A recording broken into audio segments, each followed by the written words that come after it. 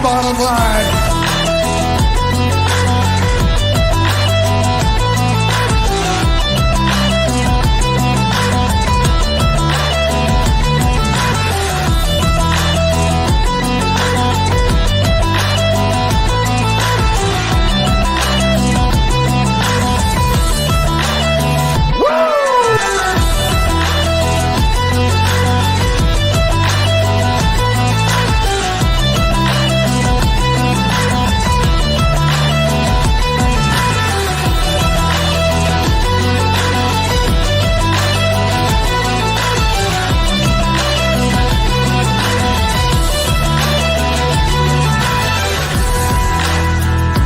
You want a war?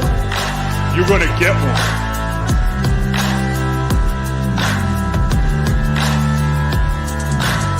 The cream rise to the top, oh yeah.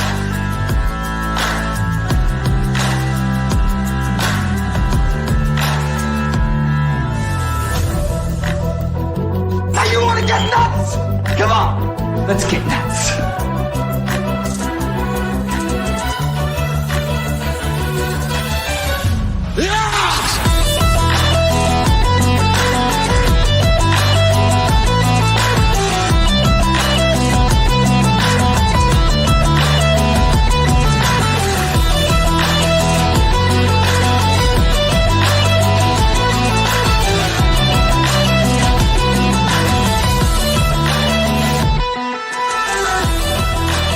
Hard work pays off.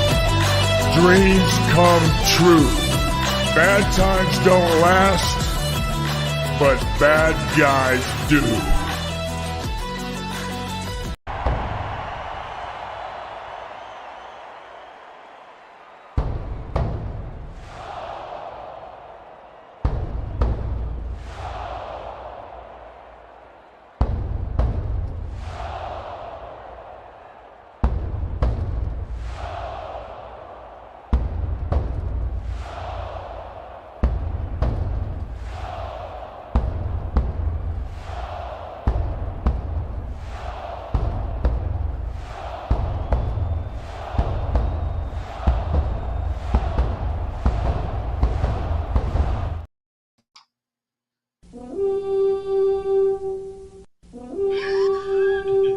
I thought you might join in there, Eric.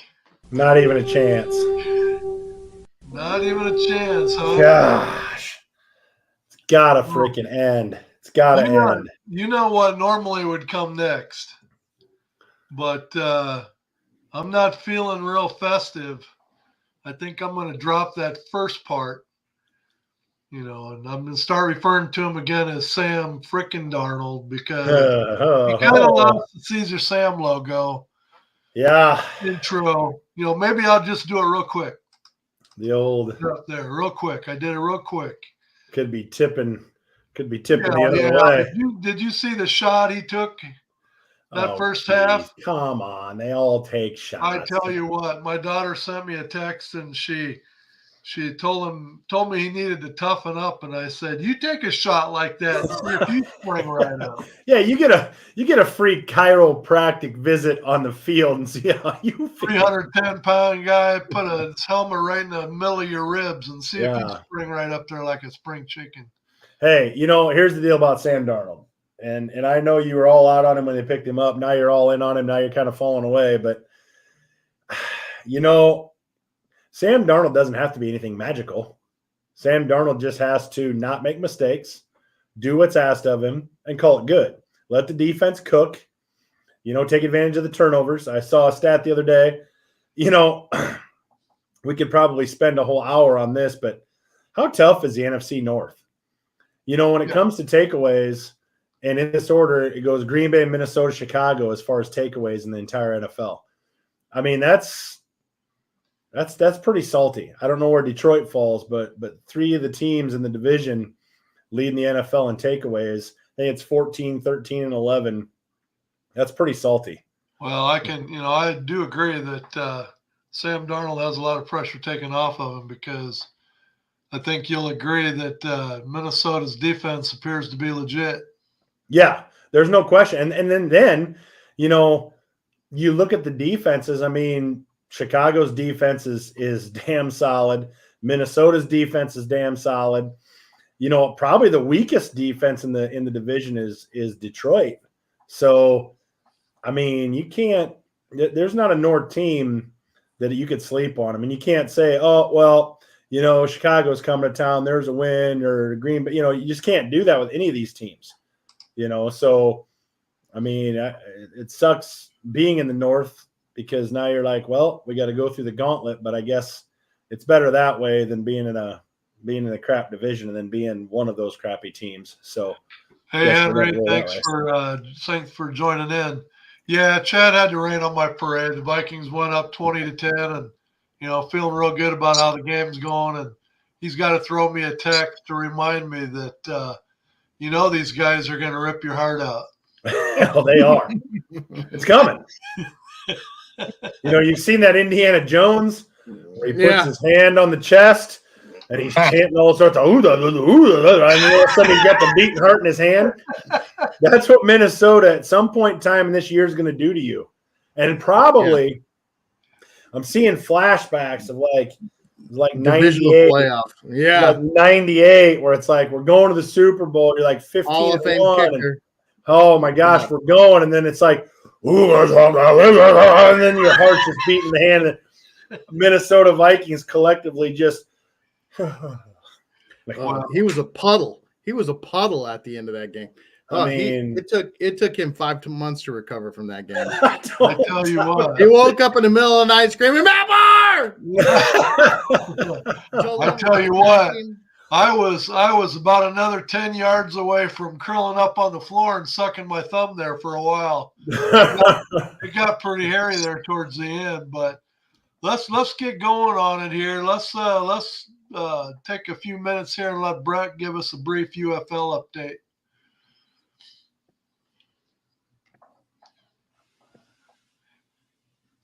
I'm sure you guys will want to talk more Viking football when we get to the NFL segment. I doubt it, but go ahead, Brett. Go ahead, Brett.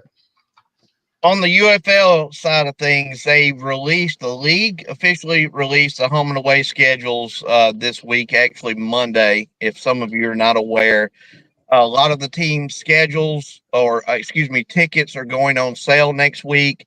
Wisenhunt, the new coach for the Memphis Showboats, he is in Memphis tonight. They're having an event as we speak.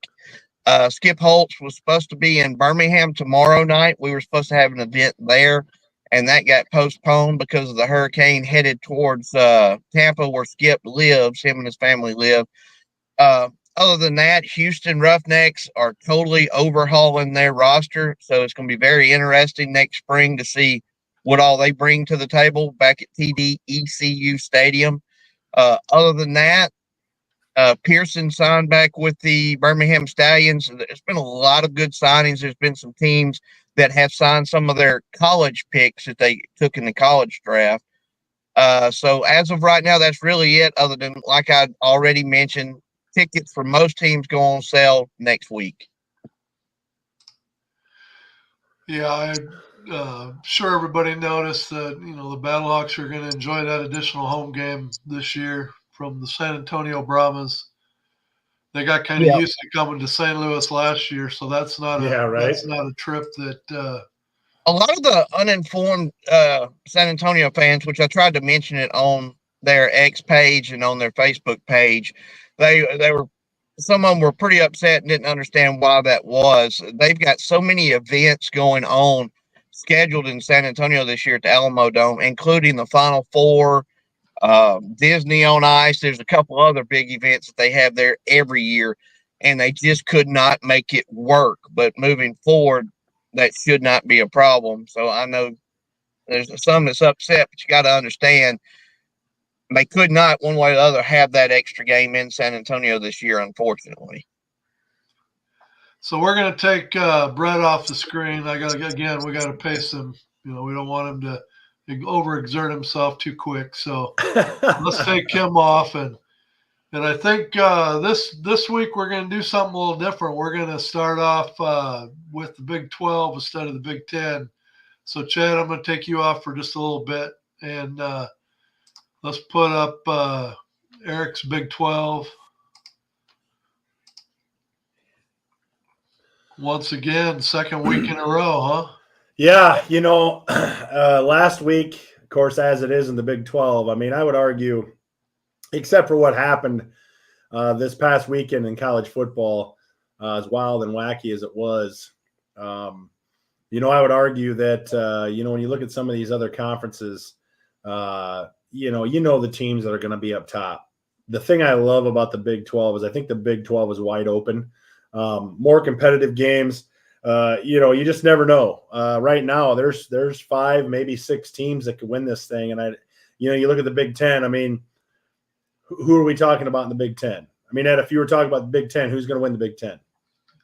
Probably 9 times out of 10, and probably 10 out of 10. Ohio State's always usually at the very top. Right, and so that's why while every weekend, as an Iowa State fan, you sit there and you suffer. You worry about, a Baylor team that, just the week before took Colorado into overtime, and we'll talk about Colorado a little bit. And Colorado has moved up in the rankings to 5th.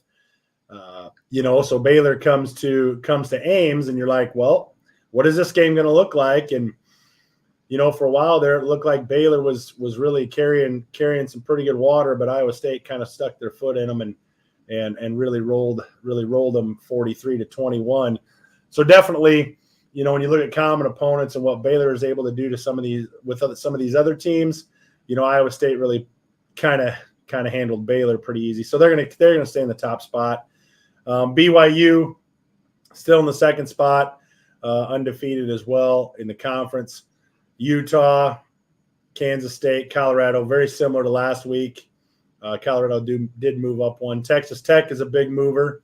Texas Tech is playing a lot better football. They are undefeated in the Big 12. I believe they only have 1 loss. So moving them up to 6 makes sense. With Arizona, UCF really slipped. I mean, Colorado really handed it to them. I think it was 48-21. And then West Virginia breaking the top 10 rankings for the first time. They're a dangerous team. Are they great? No. But like I said, in the Big 12, I mean, it's every week. You got to show up to play every week. There's no buys. There's no, 35-0 games really, unless somebody just lays an egg. I mean, there are no buys in the Big 12. So, West Virginia cracking the top 10. They could easily move up. If they play ISU at Morgantown or in Morgantown this weekend, again, it's going to be another game as a Cyclone fan where you're like, hold your breath. Very similar to the Baylor game and any game. It's just such a wide open conference that's what makes it fun. I'd argue it's way more fun, than the Big 10 sitting there and saying, well, 9 out of 10, probably 10 out of 10, it's Ohio State. I can tell you right now, Iowa State could win it. BYU could win it. Utah could win it. Kansas State, Colorado, probably Texas Tech too.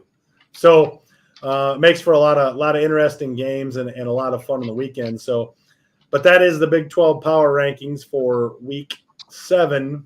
Let's hope next week when we talk, we're still talking about ISU holding on to that number 1 spot for another week. Yeah, it's getting to that time of the season where, you're on the second half now, and it's, the old sphincter's tightening up just a little bit because, now you watch the polls more than ever. And Well, everybody's drawing that line under number 12 and trying to make their little move. And that's exactly what's kind of turned up the heat, and I think it's even turned up the heat even more in the Big 12 because, I mean, you can look at it and I mean, I think, depending on how the SEC and the Big 10 shakes out, could 2 teams come out of the Big 12? I don't know. But right now they're just talking 1, which after this past weekend, I'm not sure how they can only be talking about 1, but that's what they're saying. So it puts a lot of pressure when you have 6 teams, that could easily win the Big 12. It's going to make it interesting. There's going to be a lot of big games going forward. Ranked or unranked, it's irrelevant. There's going to be a lot of big games going forward in the Big 12. It's going to make it real interesting. Yeah, so let's go ahead and move on to let's go to the Big Ten now. Let's bring Chad on, and I'll pop it up there. There you go, Chad. Take it away. How we doing, folks? Week 6, we're looking at Ohio State still at the top. We got Penn State still in second. Oregon's moved up to third. Indiana's moved up to 4.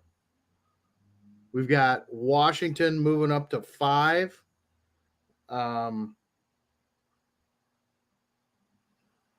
We got Illinois still hanging in there around 6. Michigan at 7. Nebraska got them up at 8. USC has fallen some down to 9. Rutgers really dropped to 10 for our Big Ten top 10. And we got Wisconsin on 11 and Iowa at 12. You know, I just listened to the Big 12 talk, and I think that's an interesting conversation. It might be more exciting, but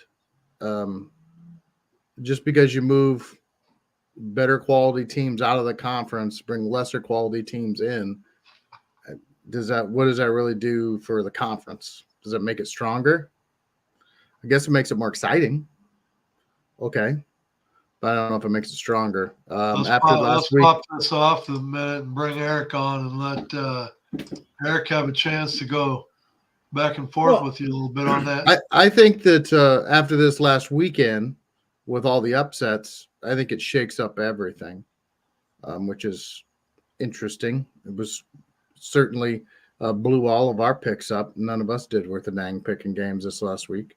After talking the way we did about the Big Ten and Big 12 versus the SEC type of thing, it's ironic that 1 week later they have 3 of the top 5 teams in the country now are in the Big Ten. So, let me pop up the AP top 25 real quick. It'll pretty much cover us all up, but it'll give everybody a chance to kind of look at it. If you compare this to a week ago, what a big shakeup. You have Ohio State, Oregon, and Penn State, all Big Ten teams sitting at 2, 3, and 4. Is that really, sometimes I wonder about the legitimacy of the AP rankings, because I just don't look at the Big Ten as being that strong that would warrant that kind of a shakeup in the rankings. I realize you had winners and losers from the week before, but just like power rankings go, I don't know that losses necessarily warrant dropping just to put teams that are undefeated above them. If you honestly think that the strength of their team is still better, I don't know. What do you think? Well, I look at it this way, and just to talk a little bit about what Chad was talking about. I mean, I do think it's more exciting. I mean, if you look at the fandom of Iowa State, BYU, Utah, Kansas State, and Colorado, and Texas Tech, okay, 6 teams. If you go 6 deep in your Big Ten rankings, okay, if you go 6 deep in the Big Ten rankings, are those fans just excited because their team's playing on Saturday and they're playing whoever, knowing full and well that they have 0 chance of making the playoff? Or is it more exciting to be a fan of one of those 6 teams knowing that, hey, we keep winning, we keep doing this, we keep doing that, we've got an opportunity here, and we've got a place at the table? Yeah, the big difference, Eric, though, is if I was willing to bet, I would say one team's coming out of the Big 12. And so you're right, your top 6 or 8 teams, they're all vying for really one spot. But you look at the Big Ten, there's an argument to be made that they're probably going to get 3 teams. Okay. So you're looking at the top 6 or 8 in the Big Ten that they don't have to necessarily win the conference. They just got to. But when you look at the separation, between, let's say, 1, 2, and 3, Who is number 4 on Chad's power rankings again? Put those up there real quick. Indiana. Wow. Indiana. Yeah, Are we Indiana believing in 4, Indiana? Washington 5, Illinois 6. I mean, if we're believing in Indiana, okay, you could say Indiana's got a shot. I don't know what their schedule looks like, but and Oregon, I don't know where Oregon ends up, but are we going to put teams from the Big Ten that are truly worth it, or are they just going to make it because we got to have 4 spots from the Big Ten? So if it's Indiana, it's Indiana. I mean, I would argue that Indiana is no powerhouse. Okay. Well, but I'm you're just trying saying, to say what I'm saying is that you get rid of the toughest teams in your conference and bring in sub teams. That doesn't necessarily it doesn't bring up the prestige of your conference. Okay. No matter how you slice it, you can slice it any way you want. I get that. If Alabama, if Alabama and Texas leave the SEC next year and go someplace else, is the SEC the same? No, it's not. But what I'm saying is, I understand your point. What I'm getting at is, why does the Big Ten have the prestige it has? Because Ohio of State the history that it has. I understand that, but that prestige is only going to go so far when you're saying the 4th best team in your conference is Indiana. We'll see that we have a whole slate of games to play. I get that, but what if Indiana runs the table? What if they beat Nebraska, Washington, maybe they will. Michigan State, Michigan, Ohio State, and Purdue? What if maybe they win? will? Maybe they will. But as far as I don't look at the Big Ten and say the Big Ten has prestige in football because of Indiana. Well, I don't look at Big 12 and say that they have prestige because they have West Virginia, they have UCF. I get that, but there's plenty. What I'm saying is, I'm glad that other teams feel that they have a shot at winning the Big 12 and getting into the playoffs. I don't begrudge that at all. I think that's perfectly fine and all well and good. But I'm telling you, if Oklahoma and Texas were in that conference right now, people would take that conference much more seriously than they do currently. Right, I don't doubt that, and it's the same way if you were to say, okay, Ohio State, Penn State, you're going to the SEC. The Big Ten would be what? No different than the Big 12 to me. Well, there's still Michigan. There's still Iowa. Say it. You want to say it. There's still a whole host of other teams. I mean, I find your argument to be very interesting. So you just as well go down to the next level and play South Dakota State, North Dakota State, and play for that national title, because you got a much better chance of winning that national title. So just go down and do that. Well, if that's what you want, go down to NAIA and play there. Come Sioux City and play Morningside College. But you could apply that same argument to. No, you're applying that argument. You're the one saying, no, I'm not. What I'm saying is teams, therefore it's a good thing. What I'm saying is, I think you're putting lipstick on a pig and trying to tell us all it's Raquel Welch. The thing that irritates me is when you have people that are in the Big Ten, they want to sit there and act like the Big Ten all the way through is so much better. It's so much better. I've never said that. But you perceive you perceive the Big 12 as being a nothing burger. But when I look at the Big Ten, I'm like, yeah, you see what I'm saying? It's the arrogance. It's the arrogance of the Big Ten. It's not arrogant. It is. I'm looking at reality.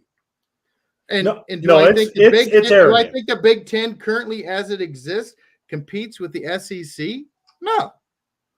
No, absolutely not. So do you think the ACC is So the Big 12 is better than the ACC? Is that what you're saying too? I mean, Might be. I have no clue. It might be. It might be. It might be. It might be. You know, you got that.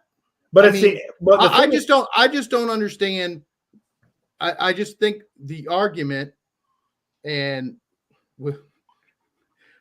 this always comes from for something disrespectful, and no disrespect. I mean, you're bragging about how you lost better teams and now it makes the league better.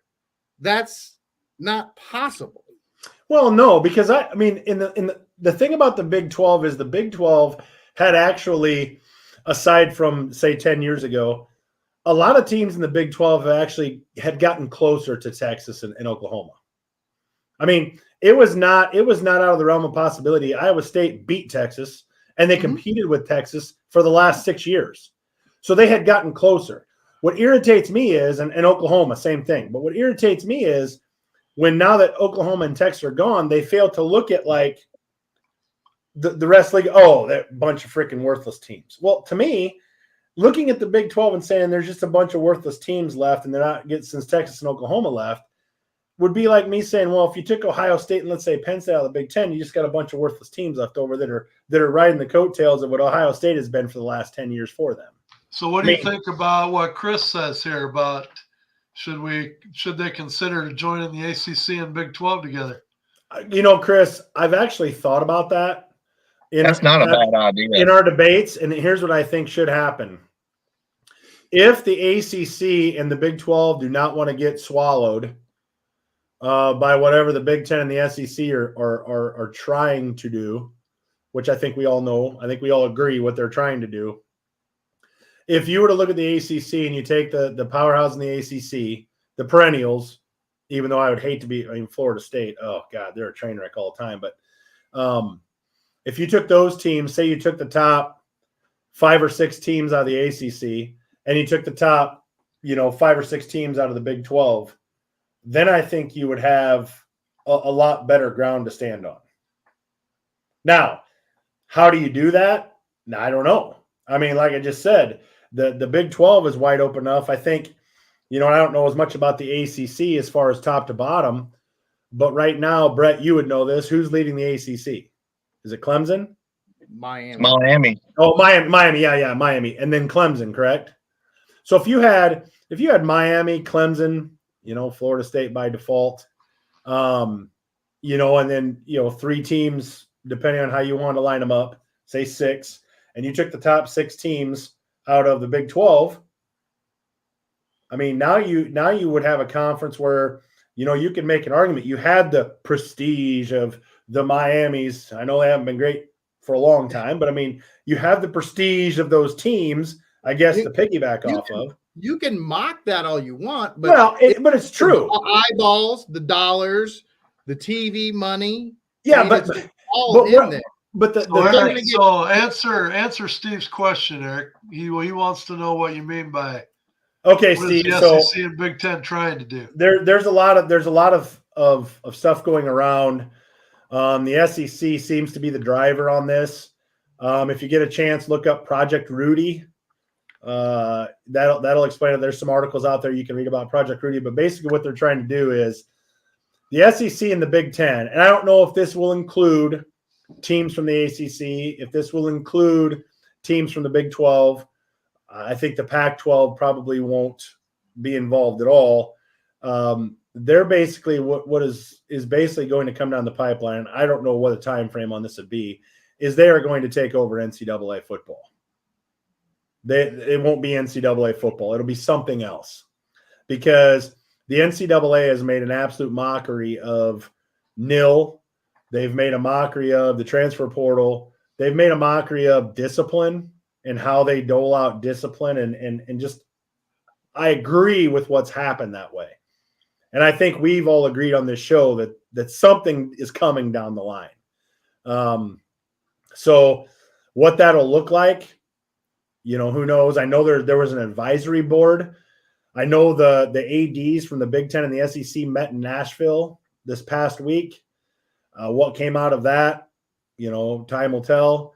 but there's definitely talks behind the scenes. And if I were the NCAA, when it comes to football, I would be trying to get ahead of this thing. Now I know, and Brett, you would probably know the details. I came across this. The transfer portal window, did it shrink from 45 to 30?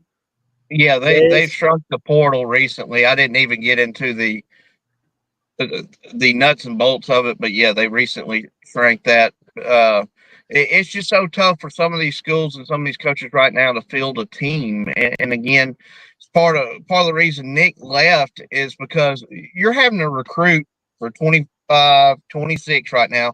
Well, hell, you're constantly recruiting every week to keep the players that you've got and to get them to return the following year. You've already seen what about a dozen players that just quit mid-season and are going redshirt and enter the portal. I mean, something's got to be done, which we've mentioned that religiously on this show. Yeah, and that's exactly where we're at, Steve, on that. Is there's stuff behind the scenes that are going on between the SEC and the Big Ten. Again, I don't know what it looks like. I know they had an advisory council. I know the ADs have gotten together. I don't know what it looks like, but I think it probably ends up somewhere in the form of creating a super conference. One side, two sides, super conference, and rolling from there. What teams will be involved? If I was in the Big Ten right now, I wouldn't automatically assume that I was part of that. If I was Purdue or, I was somebody like that, I don't know if I would automatically assume that I was part of that, or. But there again, we're already, I mean, I agree that's probably what's happening. But one thing that just boggles me is like, say the SEC's got 16 teams. I think the Big Ten's got 16. There's only 8 conference games in the SEC right now. So there's so many teams that's not playing each other. You add those two conferences together, you got 32 teams, and you've only got a 12-game regular season. Well, I think the Big Ten's actually 18, but yeah. Yeah. That's right. I'm sorry. You add that up, and with a 12-game season, how the heck are you going to decipher really who are the best teams? To me, if you do something like that, you're going to have to increase the playoffs to a 16-team playoff, just like Division II or whatever it's called these days have been doing for 25 years now. I mean, how can you – because like this year, Texas got fortunate just how it laid out that they've got a little bit easier SEC schedule than someone like Florida. I mean, Florida's got a brutal schedule. So I don't know. I mean, it is what it is, and our opinions isn't going to stop it. But that's one thing that, the hard thing about the schedule is that, these college, that's something that's got to change. These college football schedules are made up like 7, 8, 9 years in advance, 10 years in advance. And, programs can go through drastic changes in that time. It's ridiculous. Well, so I mean, they've got to quit that business. Go ahead, Chad. Sorry to interrupt. And like I've said before on this matter, it's gonna be the death nail of small schools that get paid $1 million or whatever to go play the big boys, because they're not going to be able to have those games anymore. Those games are going to go away. It's going to hurt those programs, and it's all a snowball effect. But I mean, it's going to hurt their athletic programs in general, because a lot of those smaller teams that come to Alabama and Georgia and Austin and places like Ohio State, they pay their whole athletic budget out of that. Yes. And what could happen? What could happen out of this? And I don't know much about kickball, but like in European kickball, they'll have different levels of leagues, and if you don't play well enough one year, you drop down to the next kickball league, and if you play well, you get to move back up. So they could do something like that with college football. And realistically, so way back in. Realistically, that would be, to me, that would be far more interesting and intriguing than the way it is now, because what that allows you to do is, let's say you have the A, B, C, D league, and let's say your team, is in the D league, and you win it, and you bump up to the C league, and I mean, you're able to climb and drop, as good or as bad as you play. Yeah, I mean, the whole money situation, the variables. I mean, an old school guy like me that misses college football from the 80s and 90s, we've all just got to wrap our heads around. Those days are over. It's over. over. I mean, Well, but you're still going It's- to have it's- those. You're still going to have those teams that, even though you think every team's going to strive to do the best they can and move up to the next league, but you know how that goes. I mean, you look at teams like Marshall. Back in the day, Marshall was not Division One, but they were the creme de la creme, just like North Dakota State is. Well, eventually, and they make that leap to Division One. Marshall's just never been able to quite hack it in the Division One. So and you're just gonna have work with programs soccer. that are just more than happy to stay at lower levels, just from a pure success standpoint. Well, I think soccer, if you finish last in that division, you get moved down. Is that right? Yeah. So I mean, I lost my train of thought, but I lost it. Somebody else go. Well, I'm just what I'm saying is, it would provide an interesting layering, because I mean, let's face it, aside from this weekend, who are the teams we know of that are coming out of the SEC? Who are the teams that we have a pretty good eye coming out of the Big Ten? Can some things happen? Yeah. Can Alabama get beat by Vanderbilt in the weekend? Yeah. But at the end of the day, it's gonna have. I mean, Alabama's still gonna be there, unless they absolutely just fall apart. I mean, if you layer it like Chad suggested, then you have, let's say Iowa State, for example. They start in the B out of our A through D scenario, and they win it. Well, now they've got a chance to move up in the A. Recruiting, all sorts of things change. I mean, are you still going to have, I don't know, how you would start it off. I don't know if you would say, well, these teams out of the SEC are in A and these are in B and so on. I don't know how you would initially do that. But the thing that you're never going to change, and this is the problem that has become NCAA, the thing that you're never going to change is money. Money. What if they were to move to what Chad was saying there, what advantage does it give Texas to do that? What advantage does it give Georgia to do that? Yeah, and Iowa State says, hell yeah, let's do this. That gives us a chance to compete every level. But a Texas isn't going to say. What it does is they don't lose all the fans. So if you just go and you lop it off and you say, Iowa State, you were banished forever into this sub league, right? And you're not going to be in with this group of people. That's going to piss off so many fans of all of those schools, and it's going to make for a lot of angry people. And let's face it, I mean, college football is massive. These aren't amateur athletics. Get rid of that. That's silly nonsense. It has been amateur athletics for 35 years.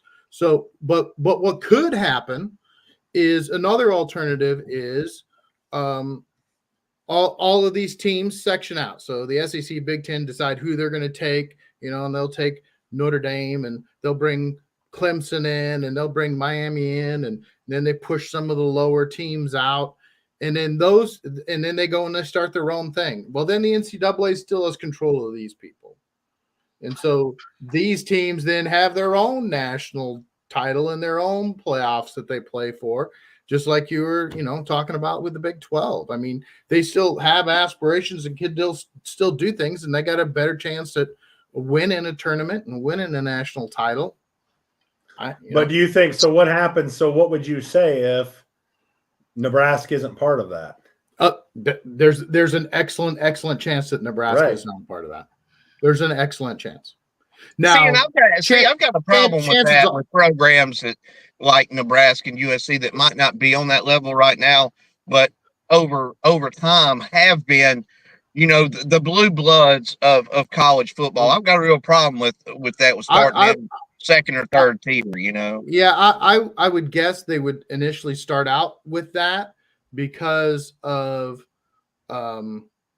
their history and because of their following and because why all those bowl games beg for Nebraska to get 6 wins so they can come to their bowl game, because they know there's going to be 25,000 Nebraska fans travel down to the middle of nowhere in the South for the Blue Bonnet Bowl.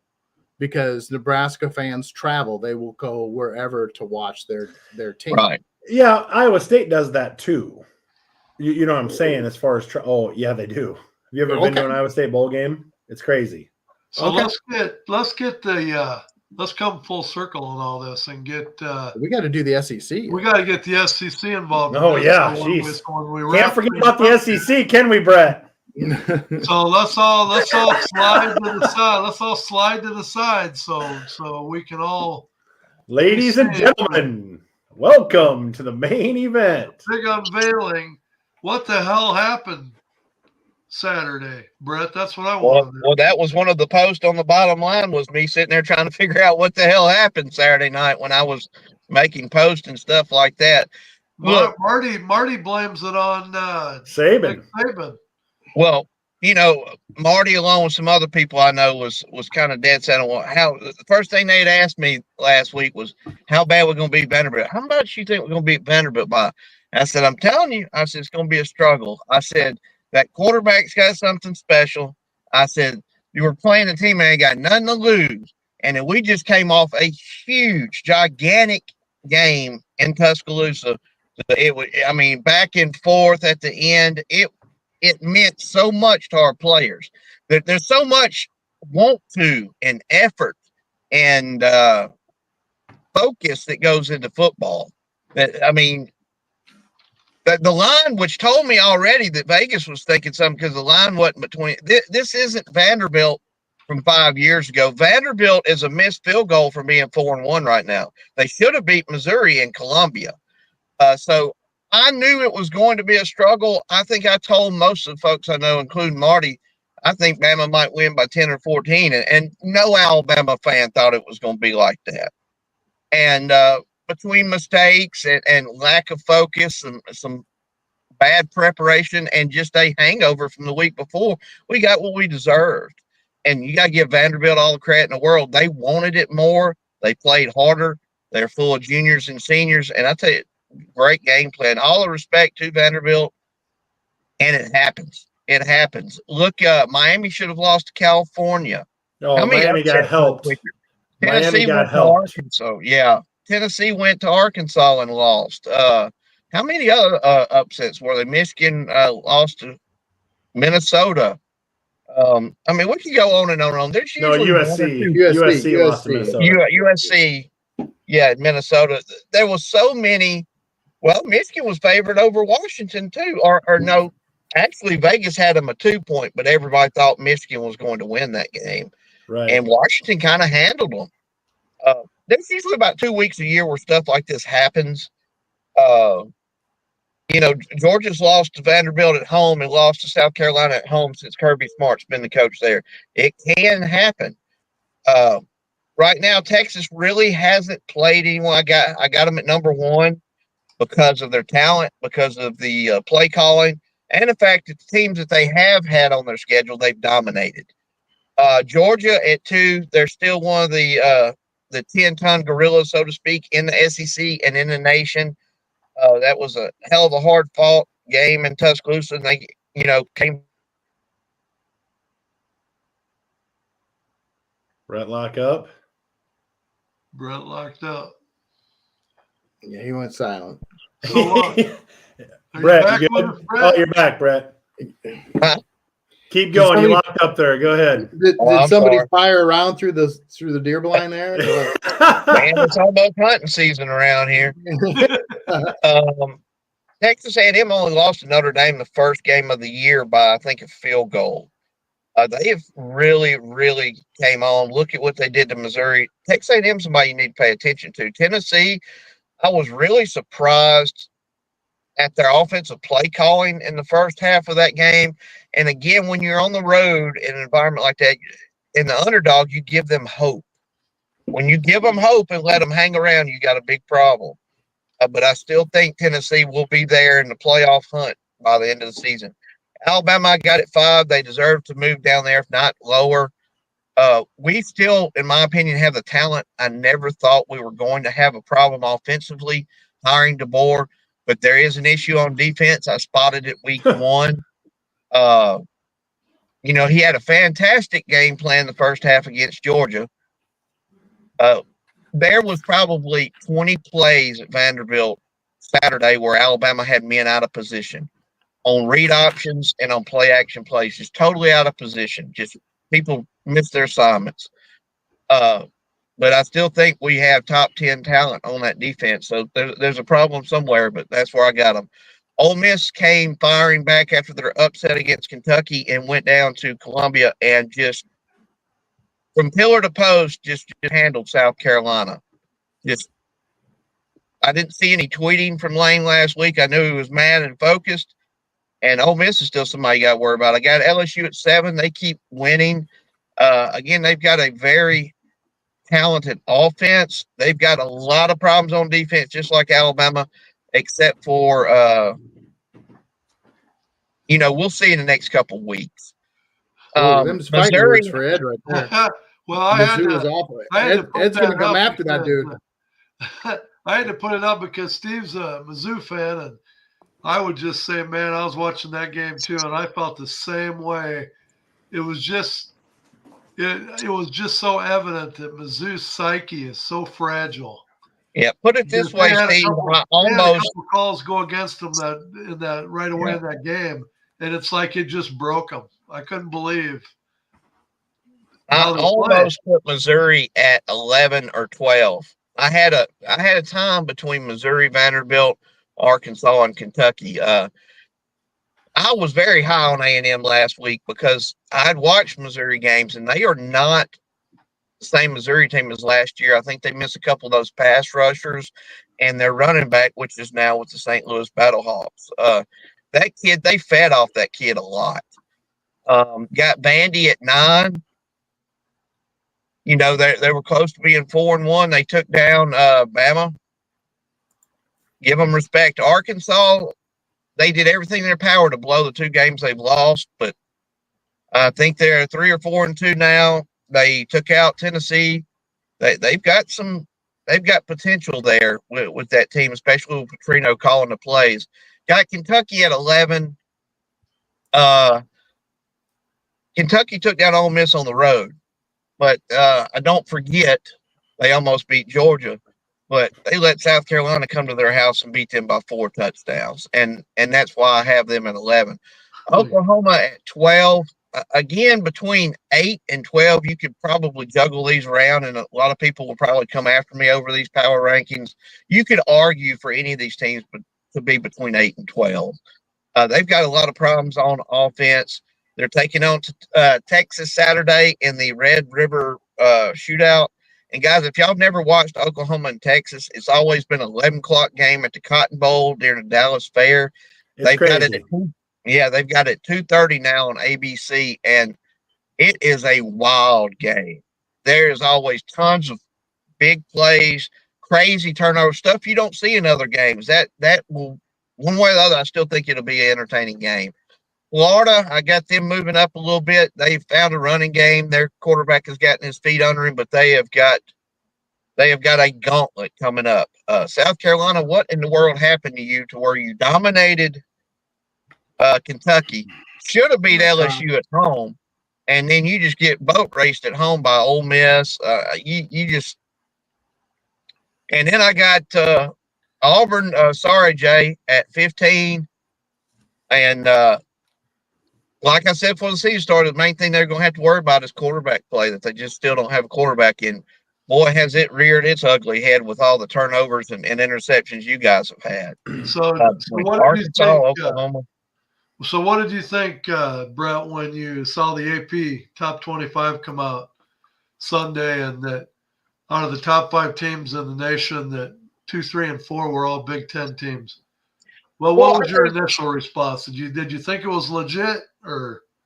I think up to this point, it is, until proven otherwise. I'm excited about this upcoming weekend and those games. I know we'll talk about them later, but when you have Alabama lose at Vanderbilt, and you have Tennessee, which has a lot more talent than Arkansas, lose the way they did. You had Ole Miss lose at home to Kentucky the week before. We'll find out moving forward. But right now, yes, I have zero problem with the top 25. Really, I don't think there was really a team that stuck out to me other than, and I'm not a fan of Colorado, but Colorado's playing a little bit of ball right now. Am I right? They're still not even in the top 25. Isn't that correct? No, they're not. But if you look at the schedule, and I wrote Colorado's schedule down. Yeah. I mean, North Dakota State, they beat by 5. Nebraska, they lost 28-10. Yeah. Colorado State, which is the in-state rivalry, they won 28-9. Baylor, who Iowa State just dismantled this past weekend, they had to go into overtime to beat Baylor. It was a miracle Hail Mary that won that game. Yeah, that they even got them into overtime to begin with. But are they picking up steam now, though? Maybe. That overtime game may have propelled them a little bit. But, do I think they're a top 25 team? Right now, yeah, I was surprised they weren't in there. But, yeah, they really haven't done a whole lot yet.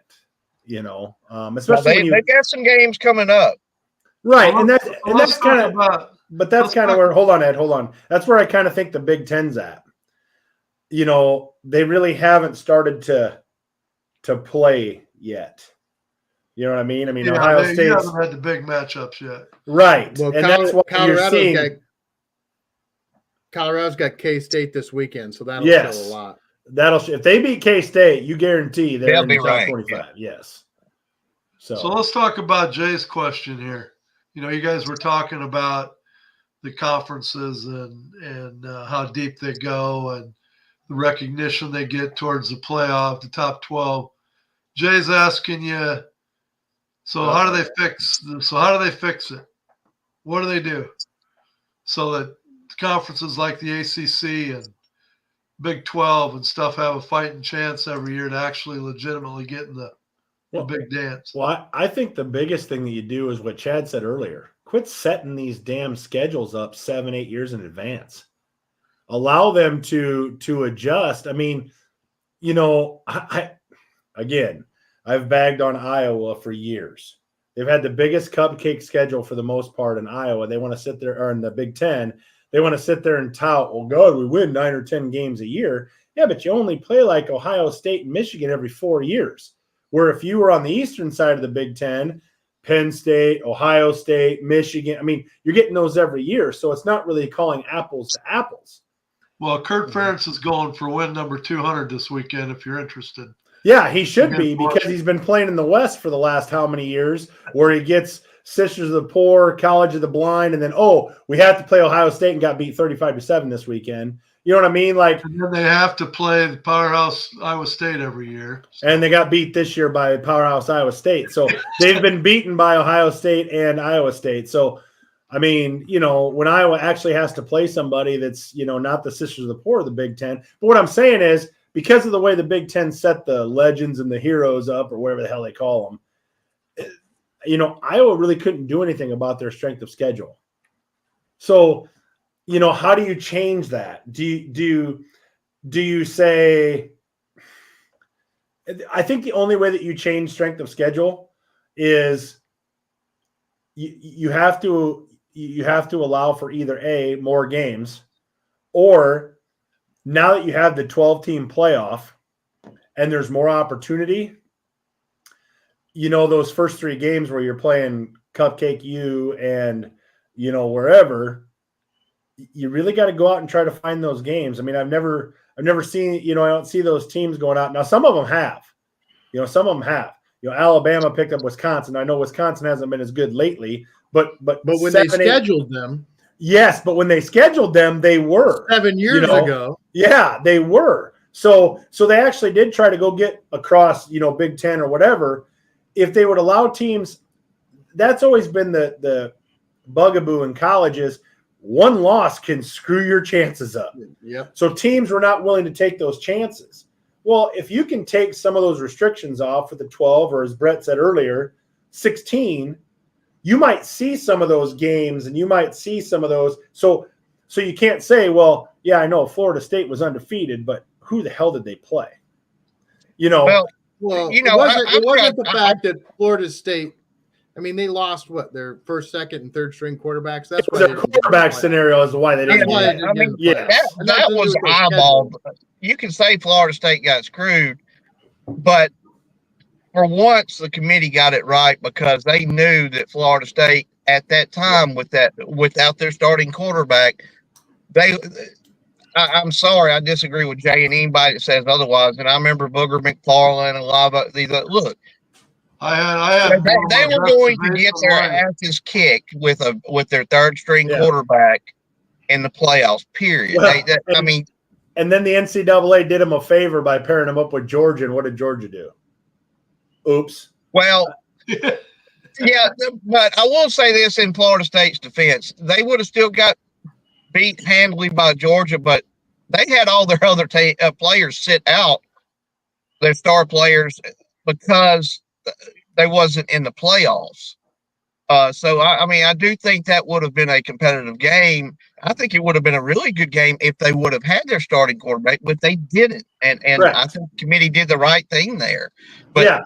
And now Jay, we're to 12 teams, and maybe there ain't no telling what's going to happen in the future. Jay's right. Jordan Travis wasn't injured. Then what though? Yeah, they probably should and would have gotten in. But when you have a less than difficult schedule and you lose, you're down to a guy they pulled out of the stands to play quarterback. You're just not going to get in. And I will tell you, I'll set this up for Ed. Ed had probably one of the more famous debates ever on a podcast as I watched him take two guys and pick them up and just go like this. It was a stomping, man, and Ed was right in the middle of it. So I will tell you that if you ever get in a debate with Ed, you better come loaded both barrels because, man, did he pick them up and just spank them off the screen.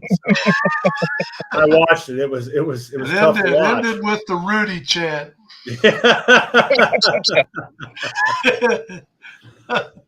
Yeah. Well, let's we got to get into some hot topics here in college quick. Well, you better make it quick because we got to make it quick. But we're almost out of hour one already. We kind of talked about what happened in college football this week with all the upsets and stuff, and I think Brett kind of covered the whole Vandy Alabama thing. And I will give him credit. He actually did say that Vanderbilt was a big-time trap game for Alabama coming off of Georgia. So, I mean, instead of just sitting here and hammering the point, we'll just call it. But I will tell you, a Tennessee game, I hearken back to the last play. I think Tennessee has a quarterbacking issue that could hurt them. I know you said that you fully expect them to be a playoff team, Brett, but what are you doing? It's the last play of the game. Throw it up.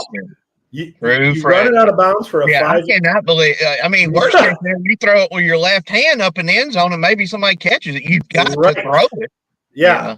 I mean, on a weekend where we saw 1-4, we should have saw 8 go down if it wasn't for the refs completely bailing Miami out and giving them a chance to win the game. I mean, kudos to them for coming back like they did, but if you saw that targeting hit, that's a targeting hit 9 times out of 10, and the 10th one is that game with Miami and California. I did stay up and watch that game till 1 o'clock in the morning. Couldn't believe what happened. But, we see 9, 10, and 11 all go down. I mean, what a crazy weekend.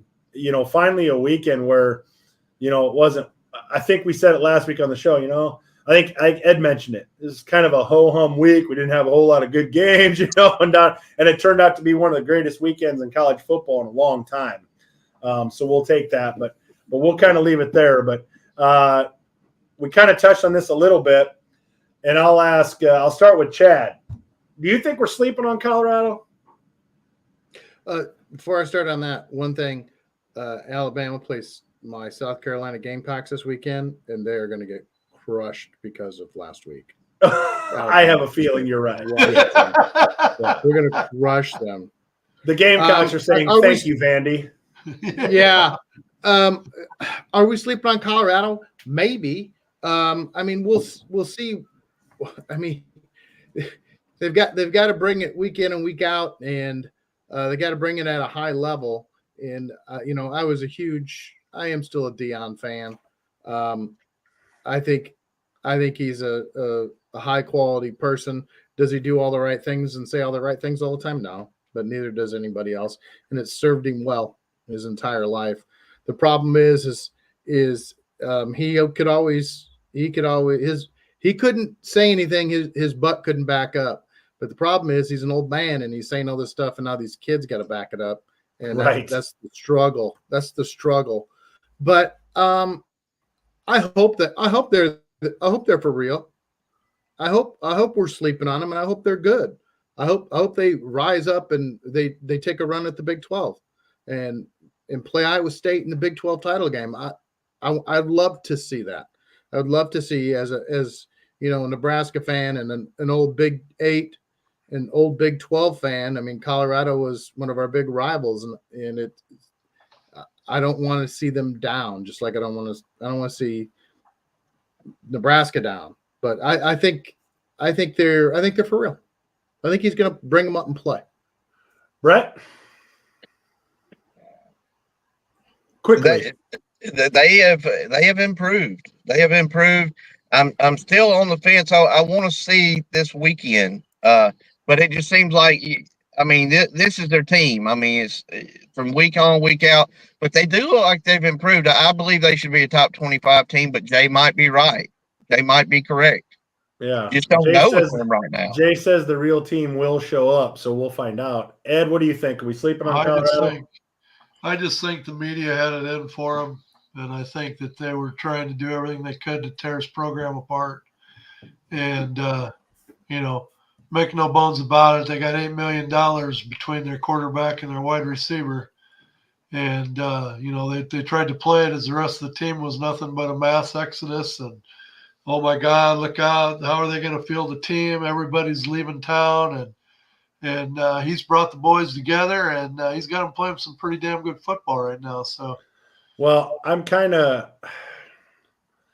Well, like we said, this Saturday night will be big. I mean, they play the Kansas State. They get Kansas State at Colorado coming to Boulder, so that's going to be a big show. They got Arizona, Cincinnati, and Cincinnati is down from what they've been the last few years.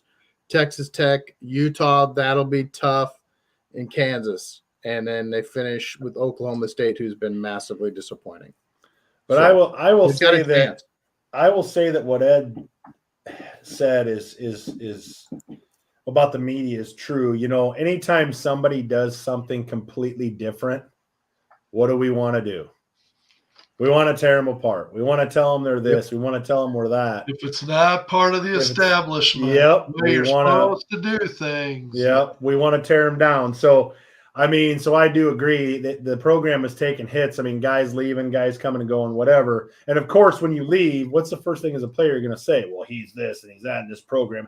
I get disgruntled employee syndrome, but I do think this year, as opposed to last year, they're 4-1. They had that really bad game in Nebraska, which is why they worry me a little bit, what team we're going to see. They still have some proving to do for me. I kind of agree.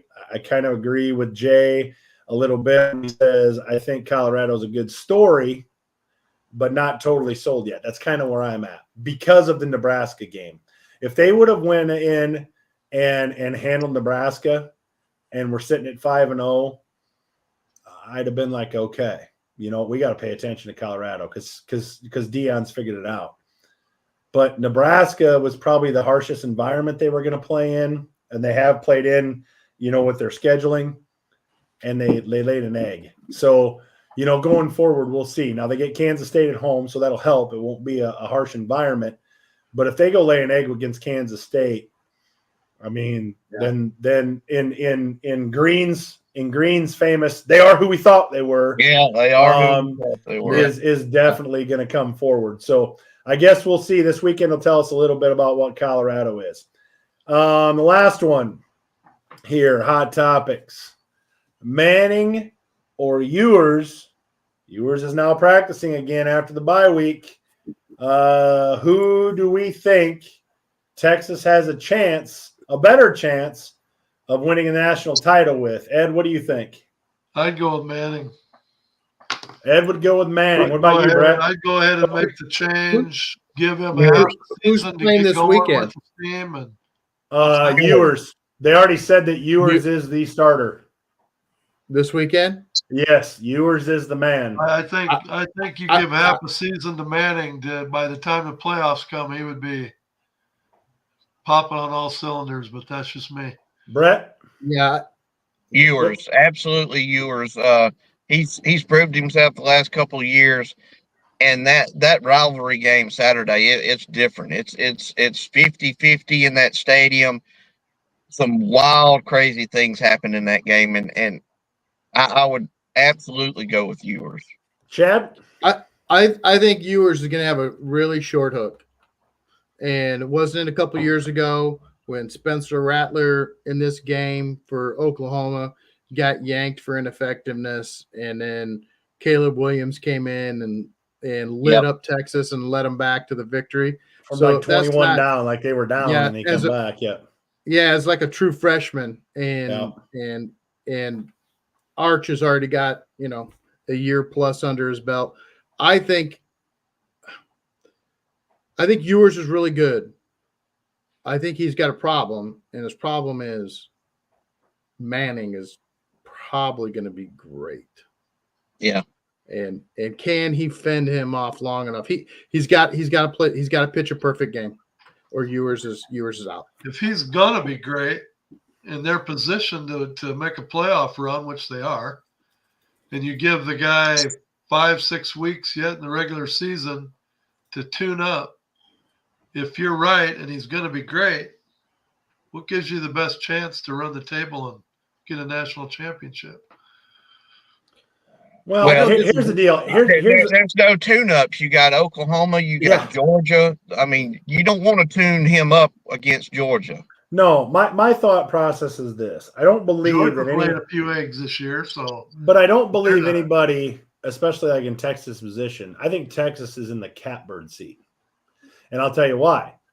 I don't believe anybody should lose their position because of injury. Okay. But what Texas now has, and I think what Manning has showed, is Texas now has two very capable quarterbacks. And now you can 100% take off any type of, well, we can't let Ewers get hurt type of mentality because you know that you have Manning behind him. I think Texas now has the luxury to play as free as they ever have because Manning has proven himself that he can come in and keep the ship going in the right direction. But as a coach, I will never agree with saying, if a kid got hurt, you lose your position because you got hurt. No matter how well the kid did, coming in for you, it is your position to lose. However, I do agree with Chad. Ewers, if he stinks it up in the first half against Oklahoma or does not look good, there is a short hook. And that's Texas's luxury now. I mean, oh man, what a terrible luxury to have to know that you have two quarterbacks would start for most teams in the country.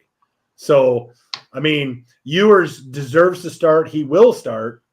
And I agree with Brett a little bit. It's a whole different animal when you're playing Oklahoma in the Cotton Bowl. It is. Yeah. And I'm not saying Manning isn't up to the task. I'm just saying that Ewers has been there, done that. And I don't think, you want the whole controversy of, well, we should be playing Ewers, but Manning is. I think you want to roll with Ewers in this game, but I guarantee you he'll have a short hook. Just I guarantee a quick thought before we move on Manning. Arch, what concerns me a little bit about Arch and what could hold him back is he should be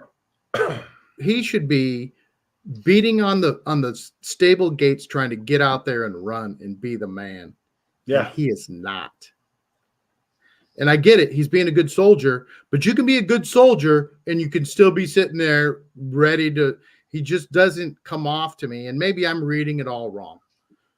And it doesn't come off to me that he is the type of competitor that says, I'm the best SOB, and it better be me out there.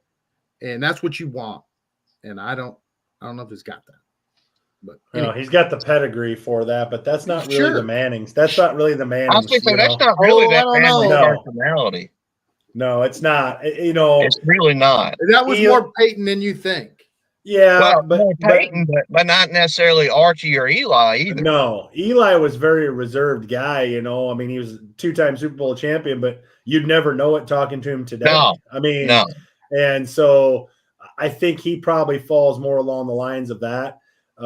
You know, I know as a family, I've seen the reports as a family have talked like you need to be at Texas, like, and Manning will get his shot. You know, like I said, you was going to have a short hook because Manning played really well.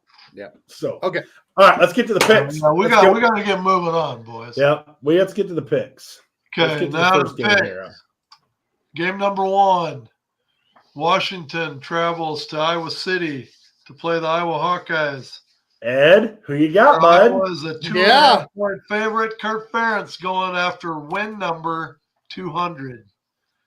I am taking the Iowa Hawkeyes, baby. Who you got, Brett? Washington. Chad? UW, Washington. I also will go with Washington. Okay. you guys just can't get past it, can you? All right. Next game. Number 1, Texas. Favored by 14, traveling to number 18, Oklahoma. The Red River rivalry. Real quick, Ed, you need to give the rundown on everybody's picks. Update. That's update right. the fans. Let's do that. We'll update them after the NFL picks. Keeping in mind that we don't pick soccer lopsided games. We only pick the games that are usually 3 points or less. So we strive for the pick 'em. So, but we have to pick this game, even though it's 14. 37 and 21. I'm just behind him at 36 and 22. Eric is at 33 and 25, and Brett won the week last week and surged over 500 at 30 and 28. Yeah, I just need to do that about 3 more weeks. There you go. So who you taking? Give me Texas. I'm taking Texas in the Red River rivalry. Yeah, give me the Bird Orange of Texas. Brett? Hook 'em horns. Hook 'em horns. Okay. I'm Who'd going you take, with Texas as well. Okay. Next game, number 4, Penn State, favored by 5.5 at USC. Saturday afternoon game. Penn State. I'm going with Penn State. Penn State. Give me the men of Troy.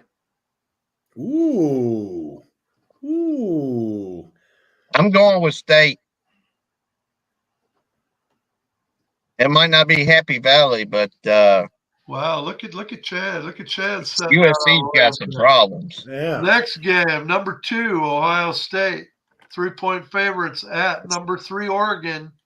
Both teams are 5-0.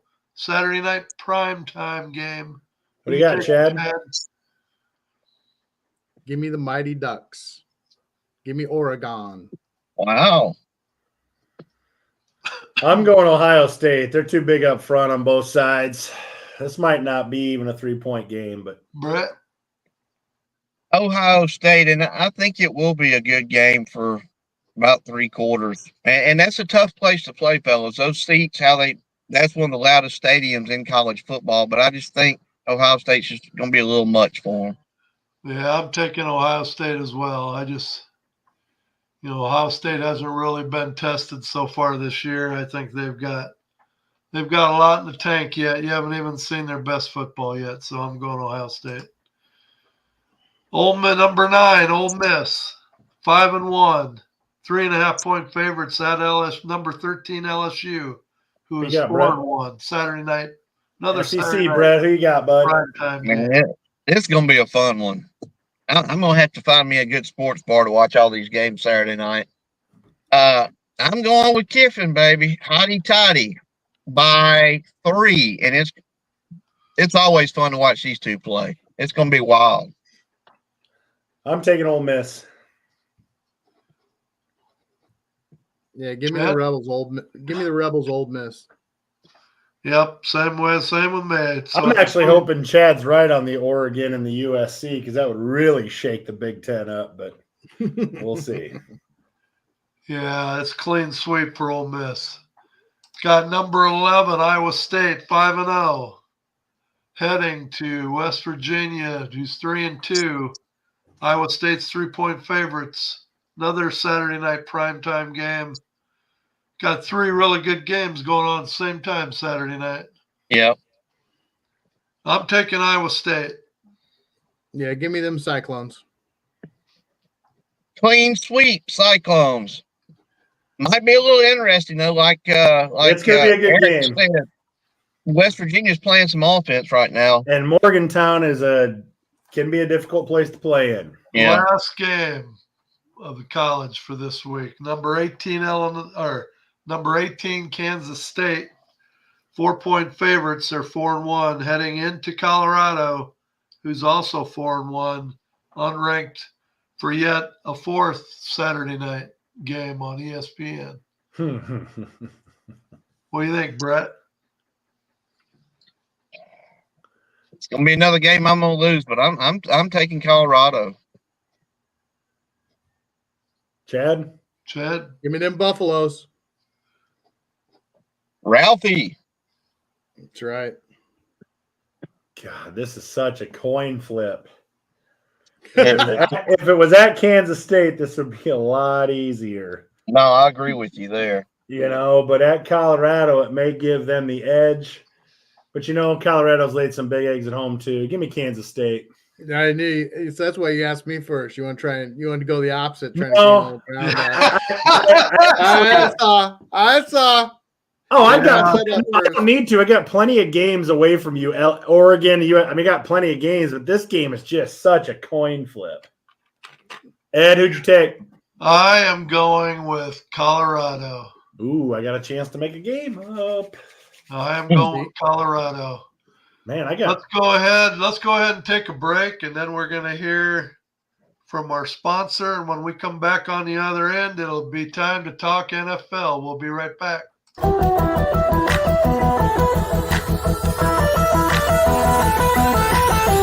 that's the bottom line.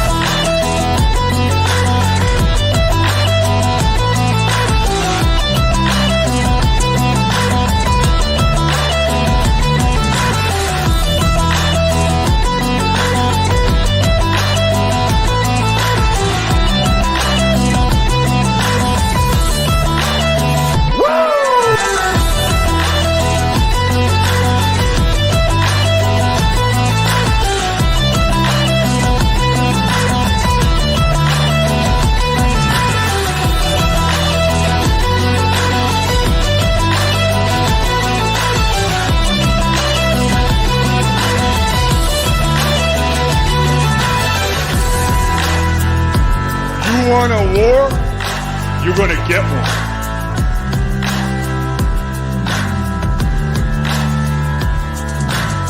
The cream will rise to the top, oh yeah.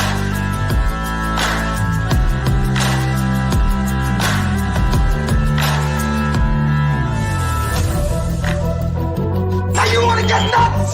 Come on, let's get nuts.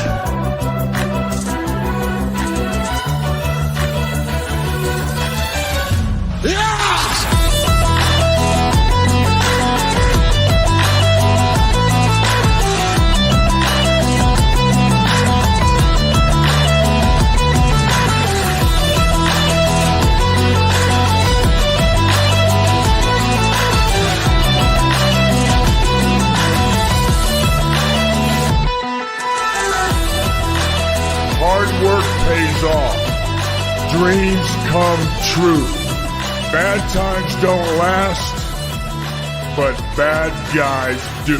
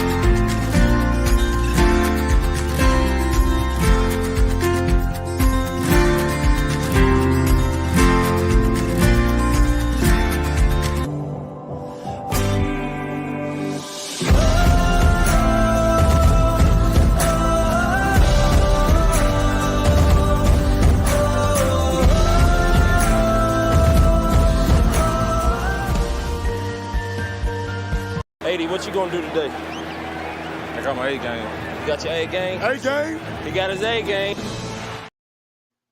And we are back.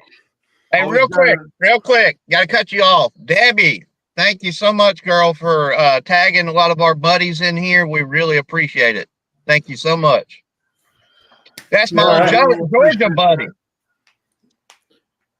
And thank all the viewers, everybody watching. Our viewership keeps Yeah, going thank up every everybody week, for and that's- watching and that's tuning all in the- and sharing. Yeah, it's all up. Yeah. Thanks to you guys, and make sure you give us a follow. That really helps everything. Appreciate it, everybody. Yeah, it is awesome. It makes it a lot more fun for us. Fantastic. So, we couldn't do it without you guys watching. So we really appreciate it. Let's get into the NFL now. Let's start out with the all-knowing NFL power ranking. So if everybody moves to the outside, we can throw this bad boy up in the middle. Kansas City still number one. They played New Orleans Monday night. I thought it was kind of a ho-hum sleeper game. I thought New Orleans, whatever they showed at the beginning of the season, they definitely have kind of lost some of their luster because they're just not. They haven't been playing good football lately. Kansas City pretty much handled them, I thought. Minnesota stays at number 2. Again, they took, it was Jordan Love, 3 picks, Aaron Rodgers, 3 picks. So I think the Minnesota defense is showing that they're legit. And as you Chicago fans, all the 3 of you know, as long as you've got a great defense, you're going to be in every game. Look at Chicago. And the scary thing about Chicago hits my list at number 15. And what's dangerous about Chicago is as Caleb Williams continues to get better and better each week, the defense is holding them in these games, and they got a winning record through 5 weeks. So you look at the NFC North, it's pretty stacked right now. Number 3, Detroit. Minnesota is going into a bye week. Detroit's coming off a bye week. They got a game, pretty tough game in Dallas this weekend. So it could set the stage next week when Minnesota comes off the bye. They're playing in Detroit, I believe. I think you're right. That game, that'll be a big game for the division. Baltimore, I got at number 4. They seem to be hitting their stride. Houston, I got them ahead of Buffalo. Buffalo's to me, is showing themselves a little bit. I wasn't as high on Buffalo to begin the season as everybody else was. I kind of thought that they lacked some stars at the big positions. And they've shown that as long as they're playing at home, they're a really tough team, but they haven't really shown that they're much of a road team. So they got a big game coming up this weekend against the Jets, who are desperate. And that game's in New York, so it'll be interesting to see how that goes. Number 7, I got Green Bay. Green Bay. Moving on. Moving on. I will say Jordan Love is one of my candidates for the Pumpkin Award so far this year, and we'll get into that later in Eric's segment. But Washington at number 8. I know everybody's jumping on the Washington bandwagon, and I'm sure there's people out there that think that I should have Washington higher than I do, but they're still pretty untested, and I think Baltimore is going to be a real rough test for them this week. So Washington comes away this week with another win, then they'll make a believer out of me. But I want to see how they do against Baltimore before I make a final opinion on Washington at this point. Tampa Bay, they're one of those teams that just hold steady for me. Every time they, I think that they're starting to lose it a little bit, they come back strong. And so I got them firmly at number 9. Number 10, San Francisco, what the hell was that? I mean, San Francisco better figure things out pretty quick because they're letting things slip, and they play in Seattle. Which, while we're talking about Seattle, what the hell happened to Seattle? I mean, they're in home. Seattle is notorious for being a very strong home team, and God don't I know it, because Minnesota's pretty much only plays at Seattle. Seems like every time they play at Seattle again this year. But Seattle laid one of the biggest eggs I've ever seen. I don't know. Atlanta, I got at number 11. Kirk Cousins threw for over 500 yards.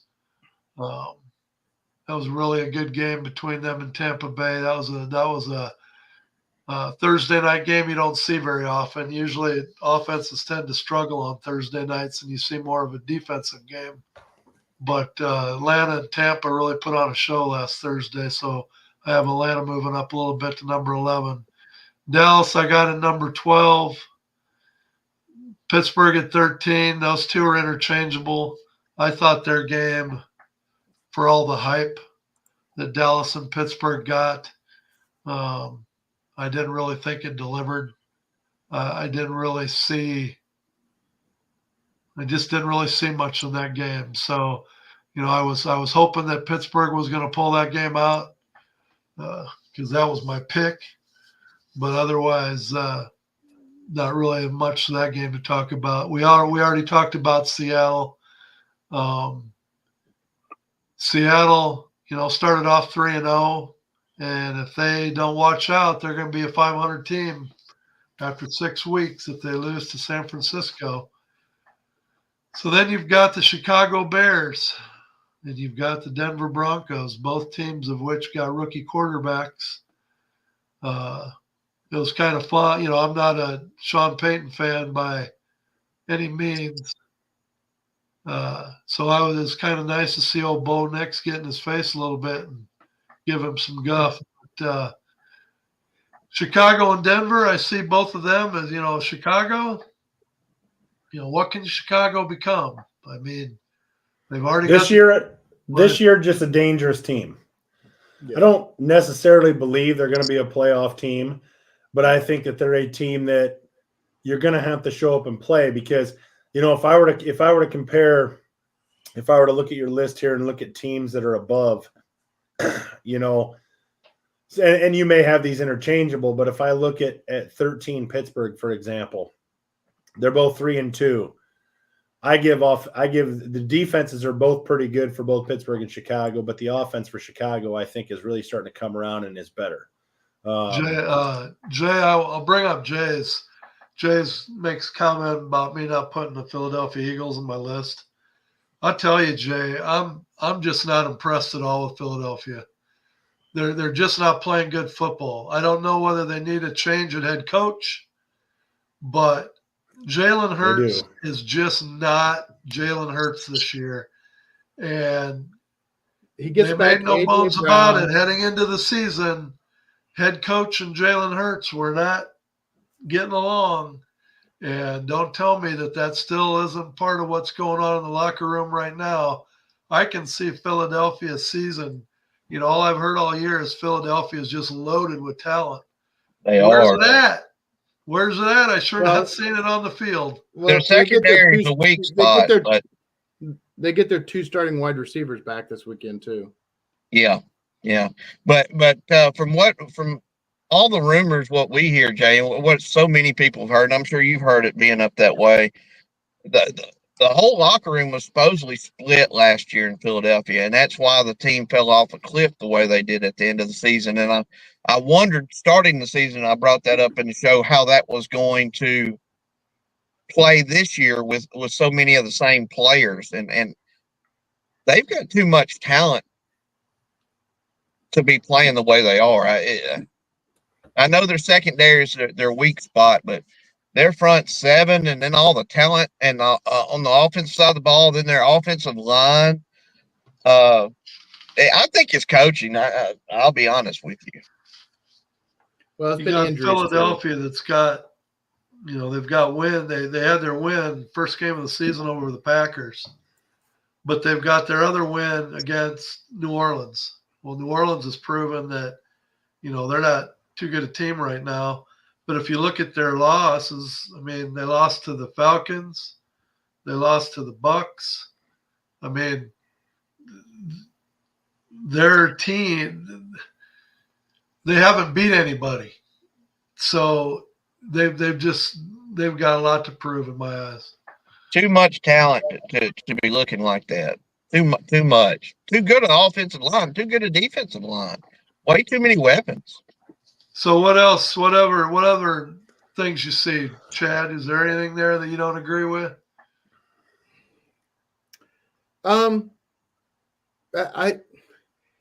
They're all so meh. I know Minnesota's been playing the best all around ball, but they don't excite me. I think Baltimore is. I just think they're overrated. I just don't think they have enough for Lamar to be successful enough. I think what I thought about Buffalo at the beginning of this season was true, that they didn't have any. Who is he going to throw the ball to? And I think he played hero ball for a couple of weeks, and they were hit 2 of those games were at home, and now he's playing 3 on the road in a row. I think that's getting to be true. I think Green Bay is interesting. They paid Jordan Love all that money, and he is, which as a Bears fan, I like a lot. Love it. Love it. I love it. Hopefully they've overpaid a hot burning pile of trash. I would be So okay you would with that. you would say Jordan Love thus far this season has been pretty much, Especially for paying him. Yeah. Look. Tampa. I think Tampa is good enough just to get along, and then I just don't think they've got it to get over the hump. I think San Francisco is going to get right. I think they're going to.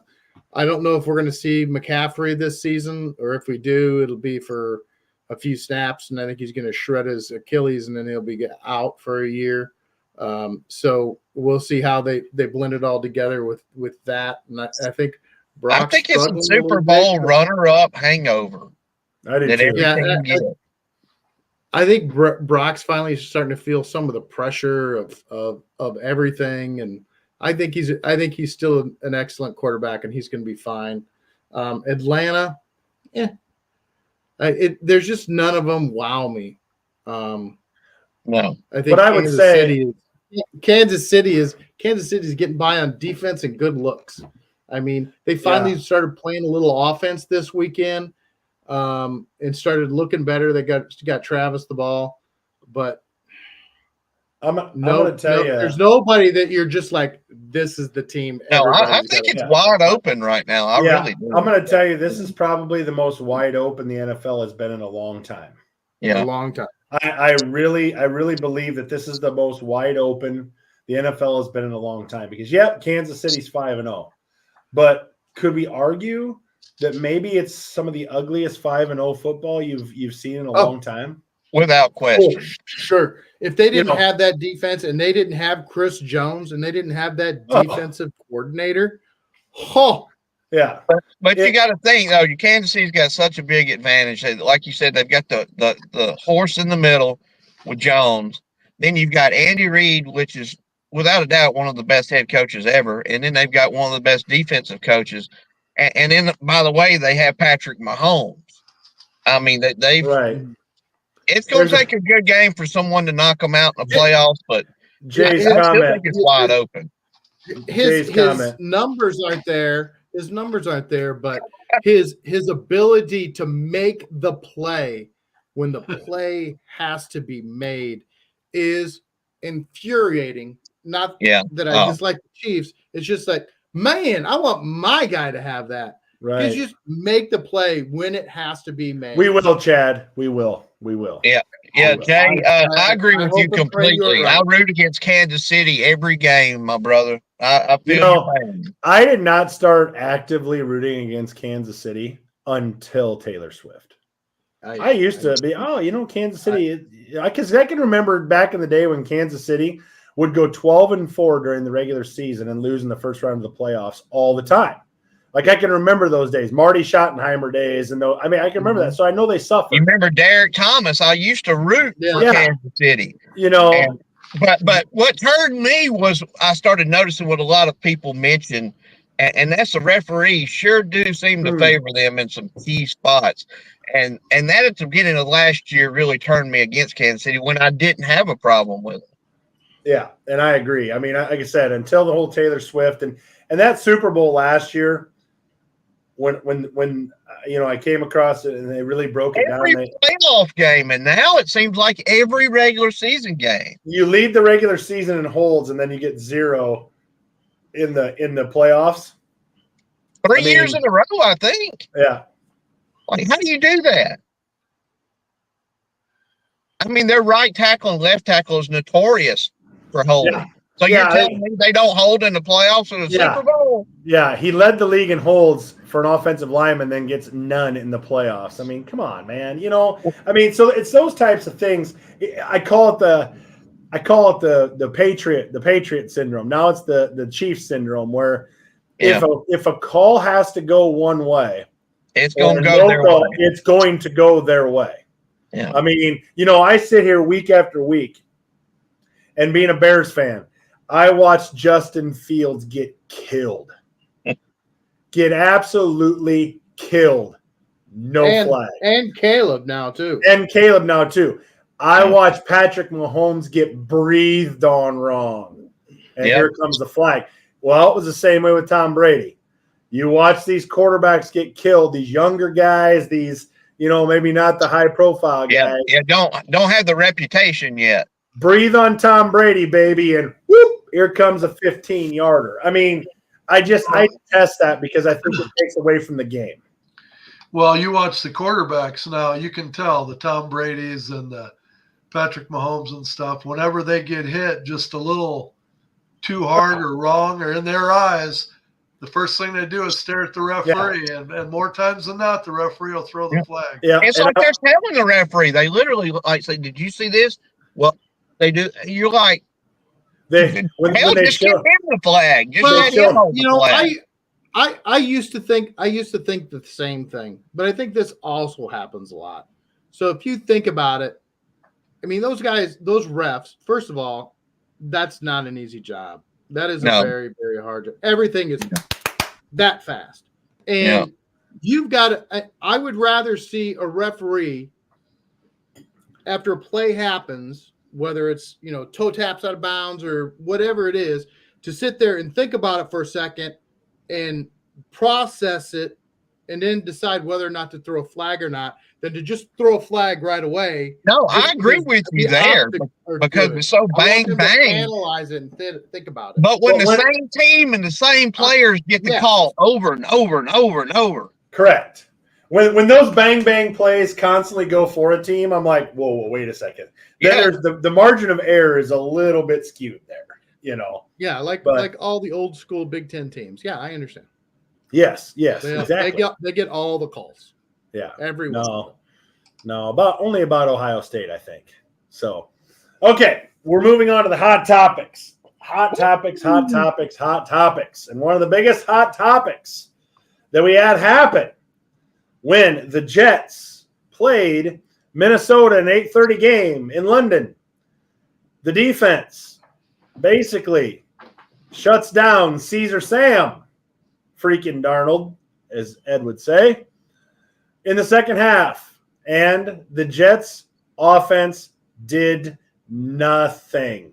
They laid an egg. They had a chance. They had the 4-0 Minnesota Vikings right here. And they let them off the hook. So, Monday comes around. Robert Saleh goes to take his little deal, go up to the door. No access. Security guards meet him. He gets whatever he can, and they escort him out of the building.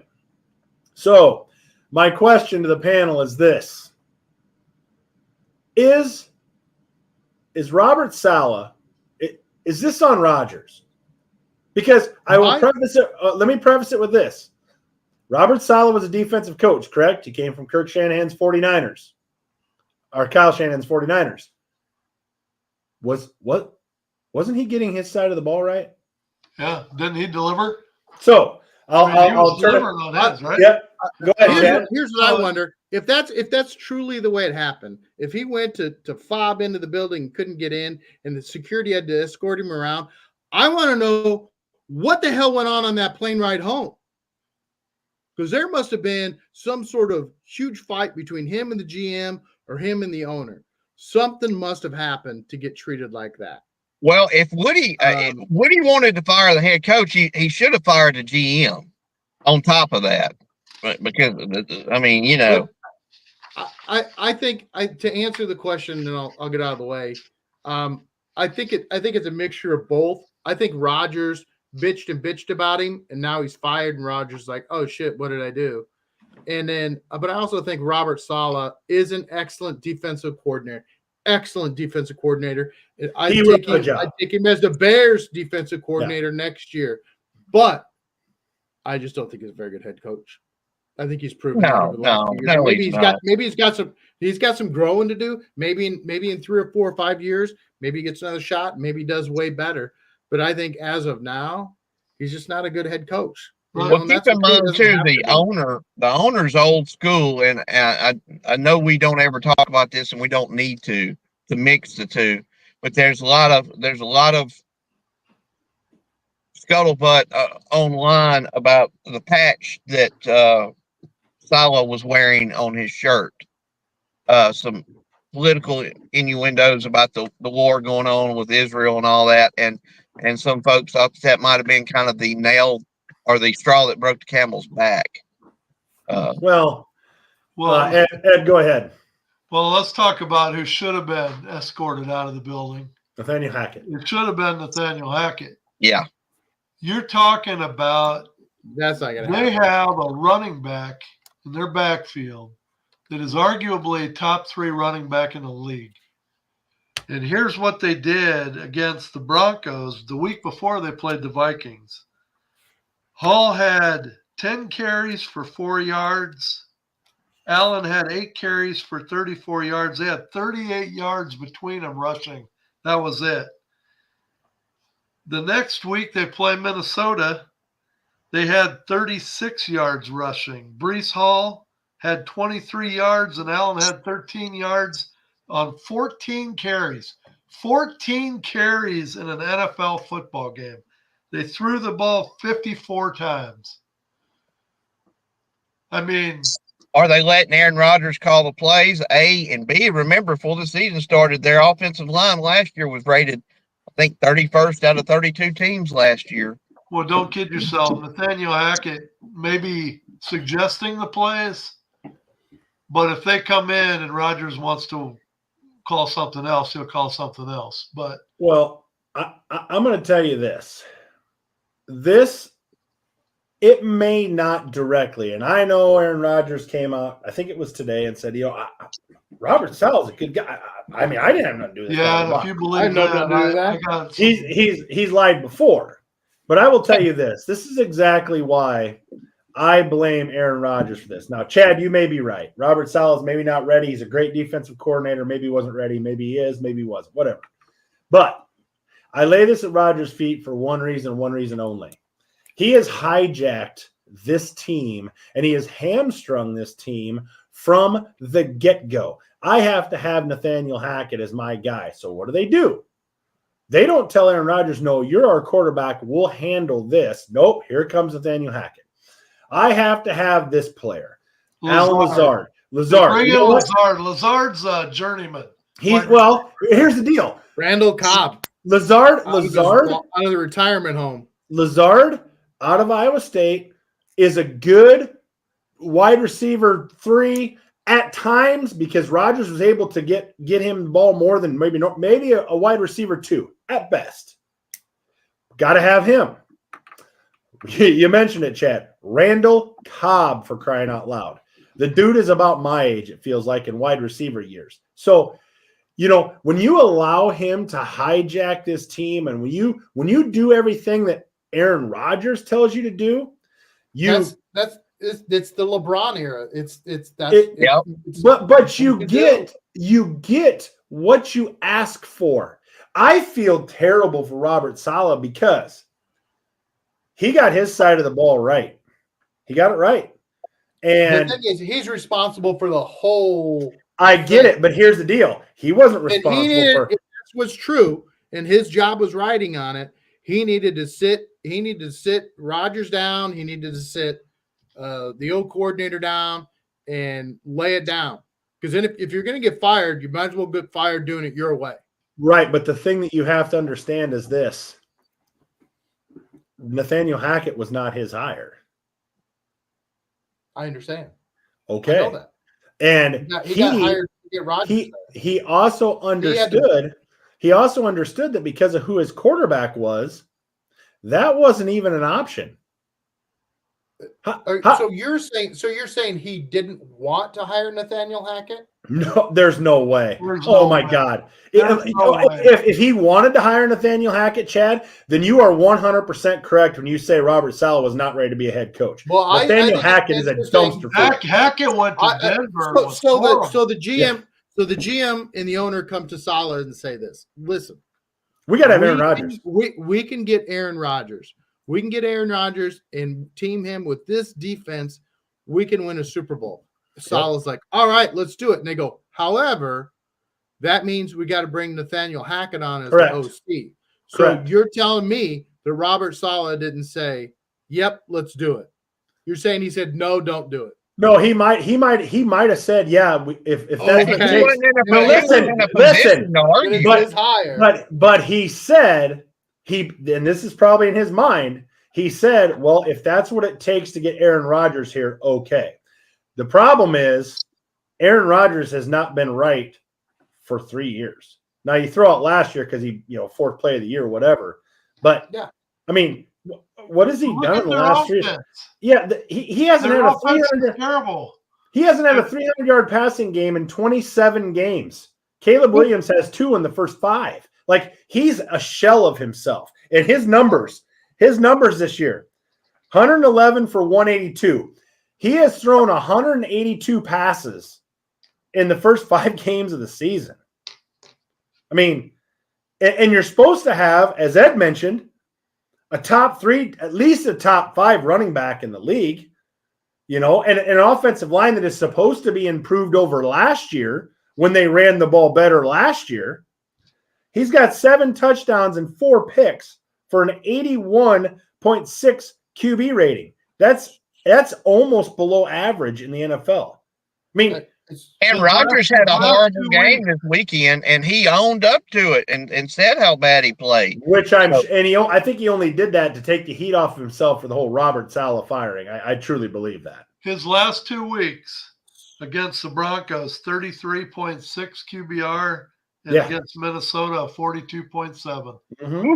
So how in the world can you, as the owner and general manager, look at the New York Jets and look at where they're inept, and Nathaniel Hackett just still be the offensive coordinator? You can't. There's no way to justify it. The only reason that Robert Saleh got fired was because Woody Johnson knew he could not fire Nathaniel Hackett. He knew it. He knew it. So somebody had to go. And if I'm Robert Saleh right now, I mean, I was a head coach in the NFL, one of 32. But I'm thinking to myself, thank God I am out of that dumpster fire. Here's the deal. He gets his money, and he'll be a DC somewhere else next year. Yep. Saleh was not a good coach, a head coach. They were not good before Hackett and Rodgers got there, and he was not a good head coach with them there. So he's not a good head coach. I'm not trying to take away the fact that he's not a good football coach. He's an excellent defensive coordinator. He's got a great defensive mind. And I think he's going to have to go and do that and learn and try and learn from this whole experience, just like every other failure. Yes. But it's still on him. He's still not a good head coach. Nathaniel Hackett as bad as a head coach as he is, Nathaniel Hackett is 10 times worse offensive coordinator. Correct. But the My thing of it question is is still why he got escorted out. Supposedly, once he was fired, he wasn't allowed to speak to his Talk to the players. team, nobody. Yeah. coaches. And nothing. here's the deal. That's why I said I Jets- want to know what happened on the flight home. Yeah. And Chad, you may be 100% correct because there were times that he said stuff to the media, on the podium after games or during the week where I'm like, ooh, that's a head coach saying that. Like you can have those discussions behind the scenes with player A or player B, but like it's just he said some things in the media where I was like, yeah, maybe you shouldn't have said that. Like if I was that player or if I was that whatever, I'd been pretty pissed about it. So yeah, I can't disagree with that. But what I'm saying is, if you're the Jets, you just fired the guy that was getting the one side of the ball correct. You did. You fired the guy. Not only that, You're the But head now coach. let's- Both sides of the ball, your responsibility. so now let's The talk entire about team is a on you. potential Okay. real dumpster fire. Now they're talking about bringing Devontae Adams in. Devontae Adams goes to Vegas from Green Bay to play with Derek Carr, right? Yep. And Derek Carr stayed a year and left, whatever, and you saw how fast things went downhill with Devontae Adams. Why in the world do the Jets want to bring him in? I understand they want to win now, and they want to try and win the championship this year. They don't have no But choice. this Their could very quarterback's well 100 be years old. Rodgers' last year, if not next to last year. Yeah. What's going to happen once Rodgers is gone from the Jets? Devontae Adams is going to be a dumpster fire. He's gonna be just like what's happening in Vegas. Demand to be traded, or I'm not playing. Yeah. I mean, really what Woody Johnson, I don't know who the GM is, but somebody needs to get on a plane, get on a somewhere, wherever the hell Reddick's at, and they need to go to him and say, listen, dude, I mean, our defense is good, but it's going to be even better with you. We got to have some. You got to come back, whatever it takes. We'll sign you a 4-year deal, 3-year deal, whatever it takes. Like they got to start trying to plug the holes. What's happened? That ship has sailed. I get it, but we haven't even heard anything about that in 2 weeks. You might see it by week 10 or week 11. So if you come in by week 10 or week 11, then the year counts. Yeah. But if you sit out the entire season, you don't get credit for the season. Yeah. So you probably see him week 10 or whatever week. This is what the Jets feel like to me. Here's the dam. Plug this hole. And we got to take this finger and plug this hole, and then we got. It's nuts. I mean, I can't even imagine being a Jets fan coming into the year thinking, okay, Rodgers is healthy. They say he's healthy. We've got a good defense, man. We're gonna roll. And here we are going into week 6, and it is a bigger dumpster fire than the Jets have had in a long, long time. I just think I think it's so hilarious because all we've had to listen to for the last 2 years is how Aaron Rodgers and the Jets, they're going to dominate and go to the Super Bowl. And then he got hurt. Well, okay, well, let's wait. Next year he's going to be back and they're going to win the Super Bowl. They're going to win. All of these media people who grew up in New York and are Jets fans having to listen to them drone on and on and on and talk about the Jets when they suck. Don't talk about them. We don't want to talk about teams that suck. Well, face it, one of the things Aaron Rodgers is trying to prove here is he wanted to be in the same echelon as, Peyton Manning goes to Denver, goes to his next team, wins the Super Bowl. Yep. Tom Brady, Brady. Patriots, goes to his next team, the Buccaneers, and wins the Super Bowl. So now here's a chance for Aaron Rodgers to get that same prestige. And so far, how's that working out for him? Yeah, it's not. It's turned into an absolute disaster. What's So our what next else do you topic? want to hit, Eric? Let's go with. We better check them here. Let's see what our next one is. We got to go with this one because I'm sure Chad and I will be on the same side on this one. Russell Wilson is a full participant in practice today. Can I go smoke a cigarette? So I mean, I think they start Fields, but I'm sure you're going to say Russell Wilson. I don't understand why, but go ahead. this is what's going to happen. And I will tell you this. For the same reason we had the power rankings up there. You would say Pittsburgh and Chicago have good defenses, but Chicago's offense is better. What is Justin Fields given the Pittsburgh Steelers? I mean, what's he giving them? You can't. Justin Fields has done just enough for the defense to do their thing, and he's done just. You can't put a game on Justin Fields' back. You can't do it. What is Russell Wilson going to do? No, I agree. Listen. I know, but listen, they're both. Thank you. Thanks. All right, let's move on to the next point. You just proved a point. Okay, let's go. I didn't prove your point. What I'm telling you is this. What are we doing? What I'm telling you is this. They brought Russell Wilson in to be the starting quarterback. Okay? Justin Fields is QB2. Russell gets hurt. Yes, they brought Russell Wilson in to bring a quarterback, be the starting quarterback. They get him in the building and realize he's a moron lunatic, and they went, "Okay, we got to trade for somebody." That was known from Denver and his last days in Seattle. What I'm telling you is this: they brought him in to be QB1. He's healthy. It may not be this week, but it'll be next week. Wilson's going to start. Because Fields has not shown the propensity to take a next step to do managing the game. Wilson, you might be right. But the thing is, Justin Fields is not going to go out and win you a game. If you play Justin Fields, you're just hoping that your defense can keep them under 20 points. Hey, guys, keep in mind real quick. Let me interject here before y'all shoot each other or whatever y'all are going to do. Justin Fields. And look, I like him. Again, we've been over this 100 times, but Micah Parsons didn't even play Sunday night. They were on like their fourth and fifth string defensive ends. What happens if Dallas's defense would have been healthy Sunday night? I'm just saying, he didn't show me nothing Sunday night. Nothing. In fact, he's regressing even through this season. Like what I can't understand. From Chad's point of view, he was a Bears fan. He watched this shit show that Justin Fields is. Can he have some high points? Yeah. Does he make some spectacular plays at times? Yes. But as far as being that quarterback that's going to lead you anywhere, it's never going to happen. It's never going to happen. Now, is it going to happen with Russell Wilson? No. The topic is Wilson or Fields. You're doing all this other stuff.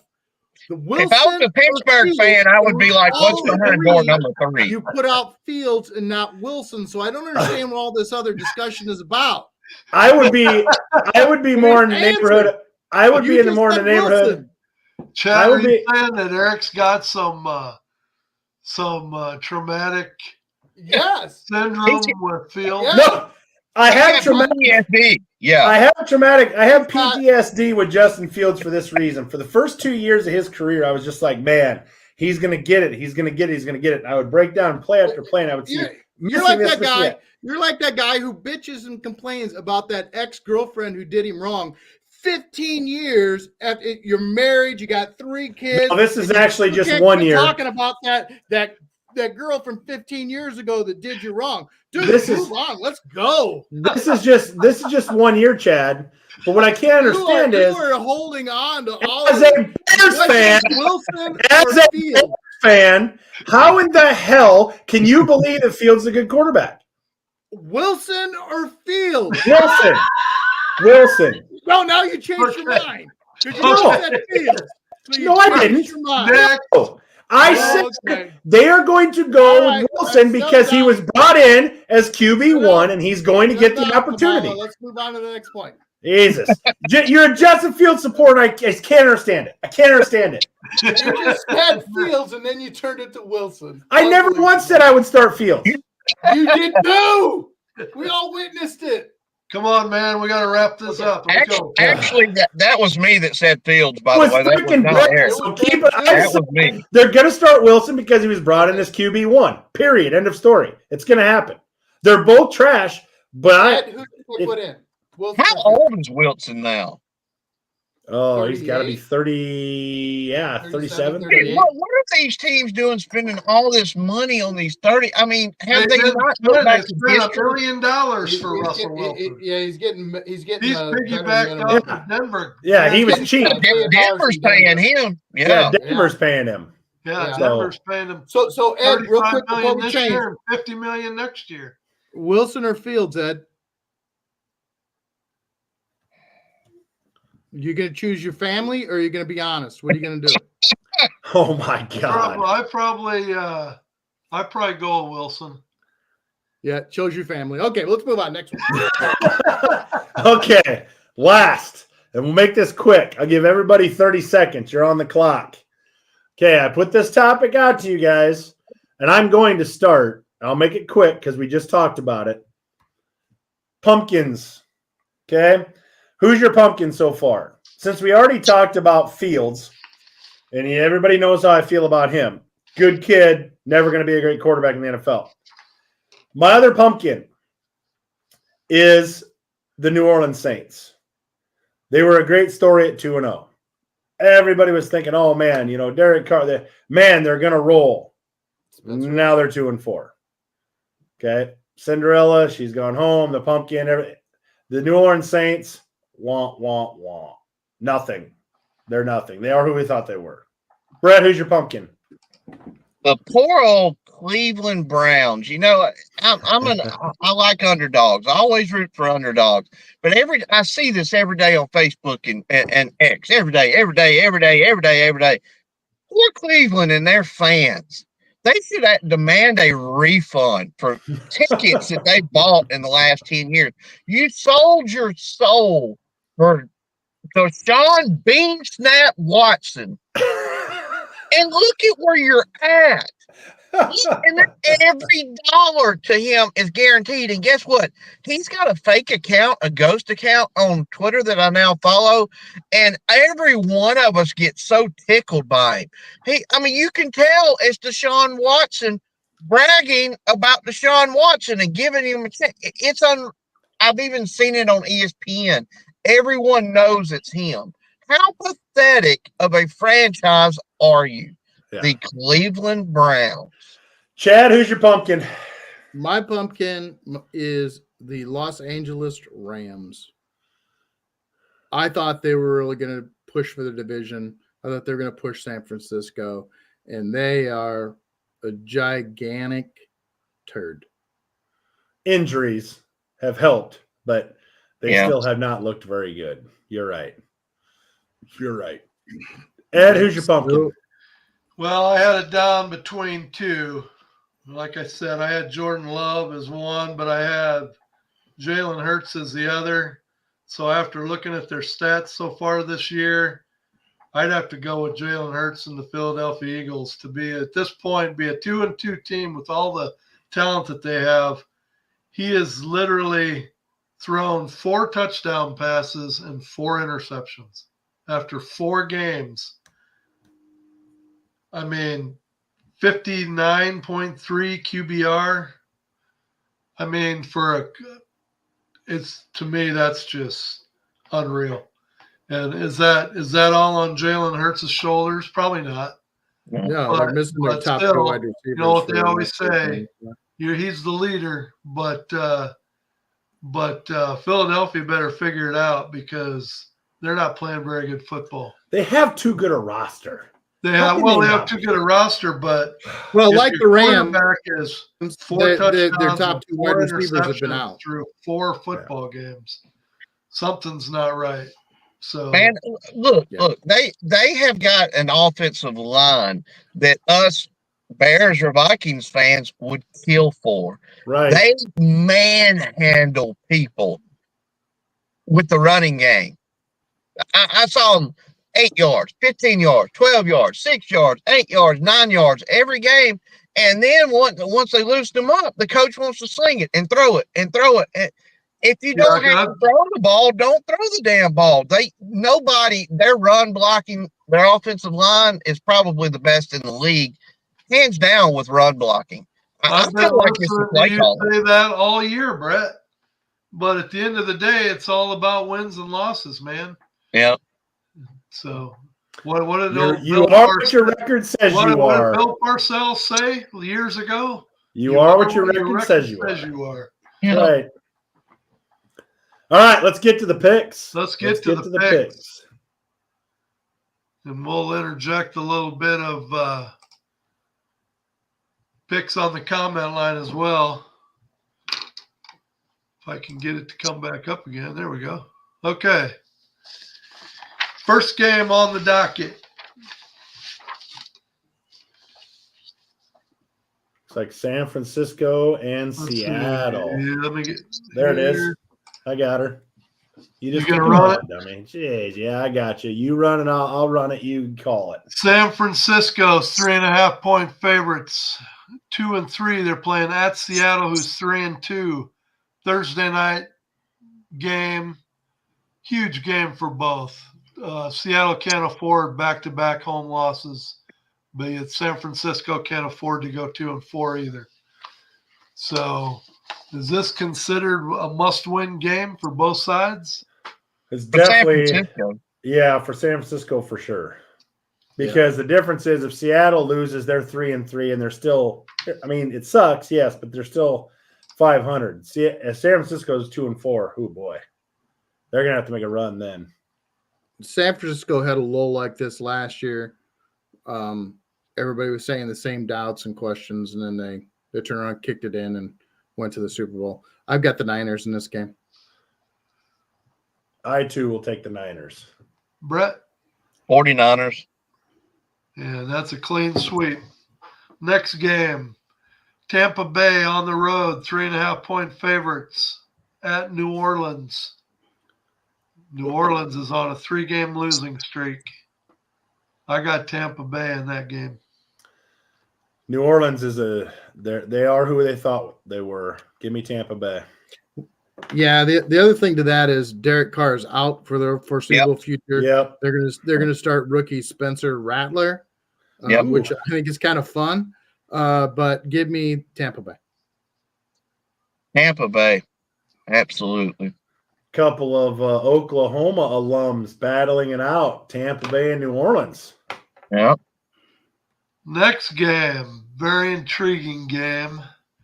We got Washington at 4 and 1, traveling to Baltimore, who's 3 and 2. Baltimore is a 6.5-point favorite on a Sunday noon game. Who you got, Brett? Man, if we were taking lines, I would jump all over Washington. Wow, No we had doubt. a clean sweep. Not only our picks for Tampa, but across the board. Debbie, Henry, Jay. Wow. Goodness gracious. Yeah, give me Washington in an upset. We got Henry saying Washington. We got Jay saying Baltimore. I'm with Jay, Baltimore. The other Jay saying Washington. I'm going Baltimore. Give me the the Commanders. Washington's still a little rough around the collar yet. I think they've got get a little more sea legs than to start out this hot. Chad, did you say Washington? Yep. Man, it's tough to go against my boy Derrick Henry in Baltimore, but You remember when Baltimore moved from Cleveland to Baltimore? This was a rivalry. People were mad. They were coming in trying to steal Washington's fan base. So this is interesting. Yeah, I got Baltimore. Washington. Next game, 3:25 Sunday game. The 3 and 1 Detroit Lions, 3.5-point favorites at Dallas, who's 3 and 2. Can Dallas afford to lose another home game? Give me Detroit. They're going to be 0 and 3 at home. I'm taking Detroit as well. Detroit off the bye, Dallas off a really ugly win in Pittsburgh. Yeah. How about them Cowboys? Ugh. I got all sorts of opportunities to catch up to Chad this week. Right. Yep. I'm going with the Lions until Dallas beats a decent team. I mean, look, I understand Pittsburgh's got good defense, all that, but they got Justin Fields at quarterback. We don't need to rehash that.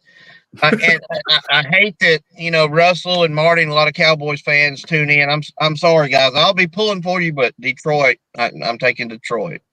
Henry and Jamie say Dallas. J and J and Debbie all say Detroit. I took Detroit, but I'm kind of worried because Dallas has got a good field goal kicker and Detroit doesn't kick field goals. So that He could just won't let it go. that could be a swing right there. Final game of the week. Oh, Buffalo on the road again, where they've lost 2 in a row on the road.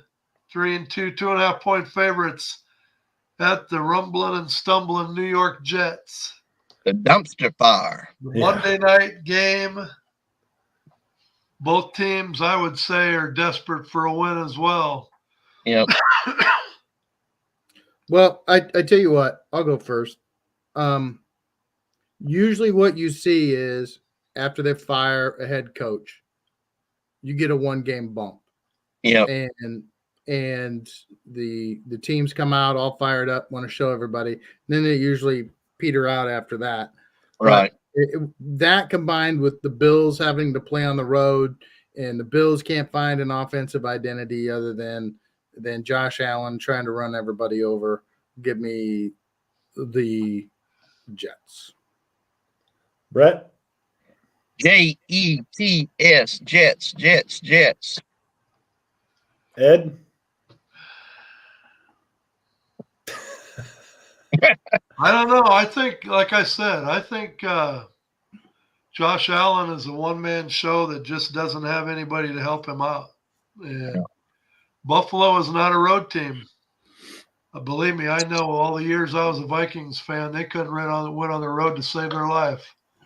And Buffalo just hasn't shown me that they can win on the road, so I'm taking the Jets as well. Yeah, the last 2 games that Buffalo has put out there with the Jets defense. I mean, this is such a tough game because the Jets are a dumpster fire. But I do agree. It's really your fault, Eric, because 2 weeks ago, before this kid started, because I know I was high on Buffalo. You were hyping them up. You had that hype train going, and I was just like, it all. Josh Allen is showing me to do it. You guys, by the way, but the Jets defense is really good. I don't think they're going to lose anything, by Robert Saleh getting fired because they're still a good defense. Buffalo, the last 2 games has just looked, I don't know, not right.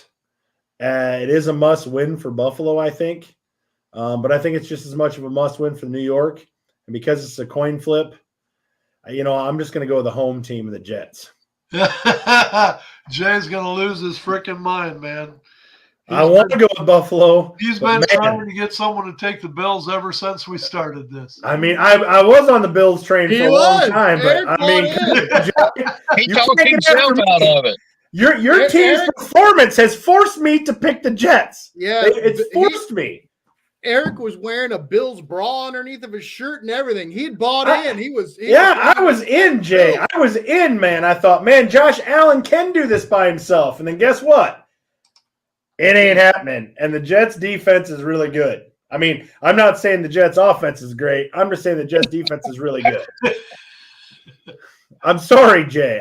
Listen, I was on the Buffalo train, man. I was with you when all these other guys weren't. But, man, here's the deal. Hey, well, I'm an Alabama fan, so he hates me more if that makes you guys feel better. Unless anybody has any parting shots, that's going to wrap things up for another week on the bottom line. Yeah, again, thank everyone for tuning in.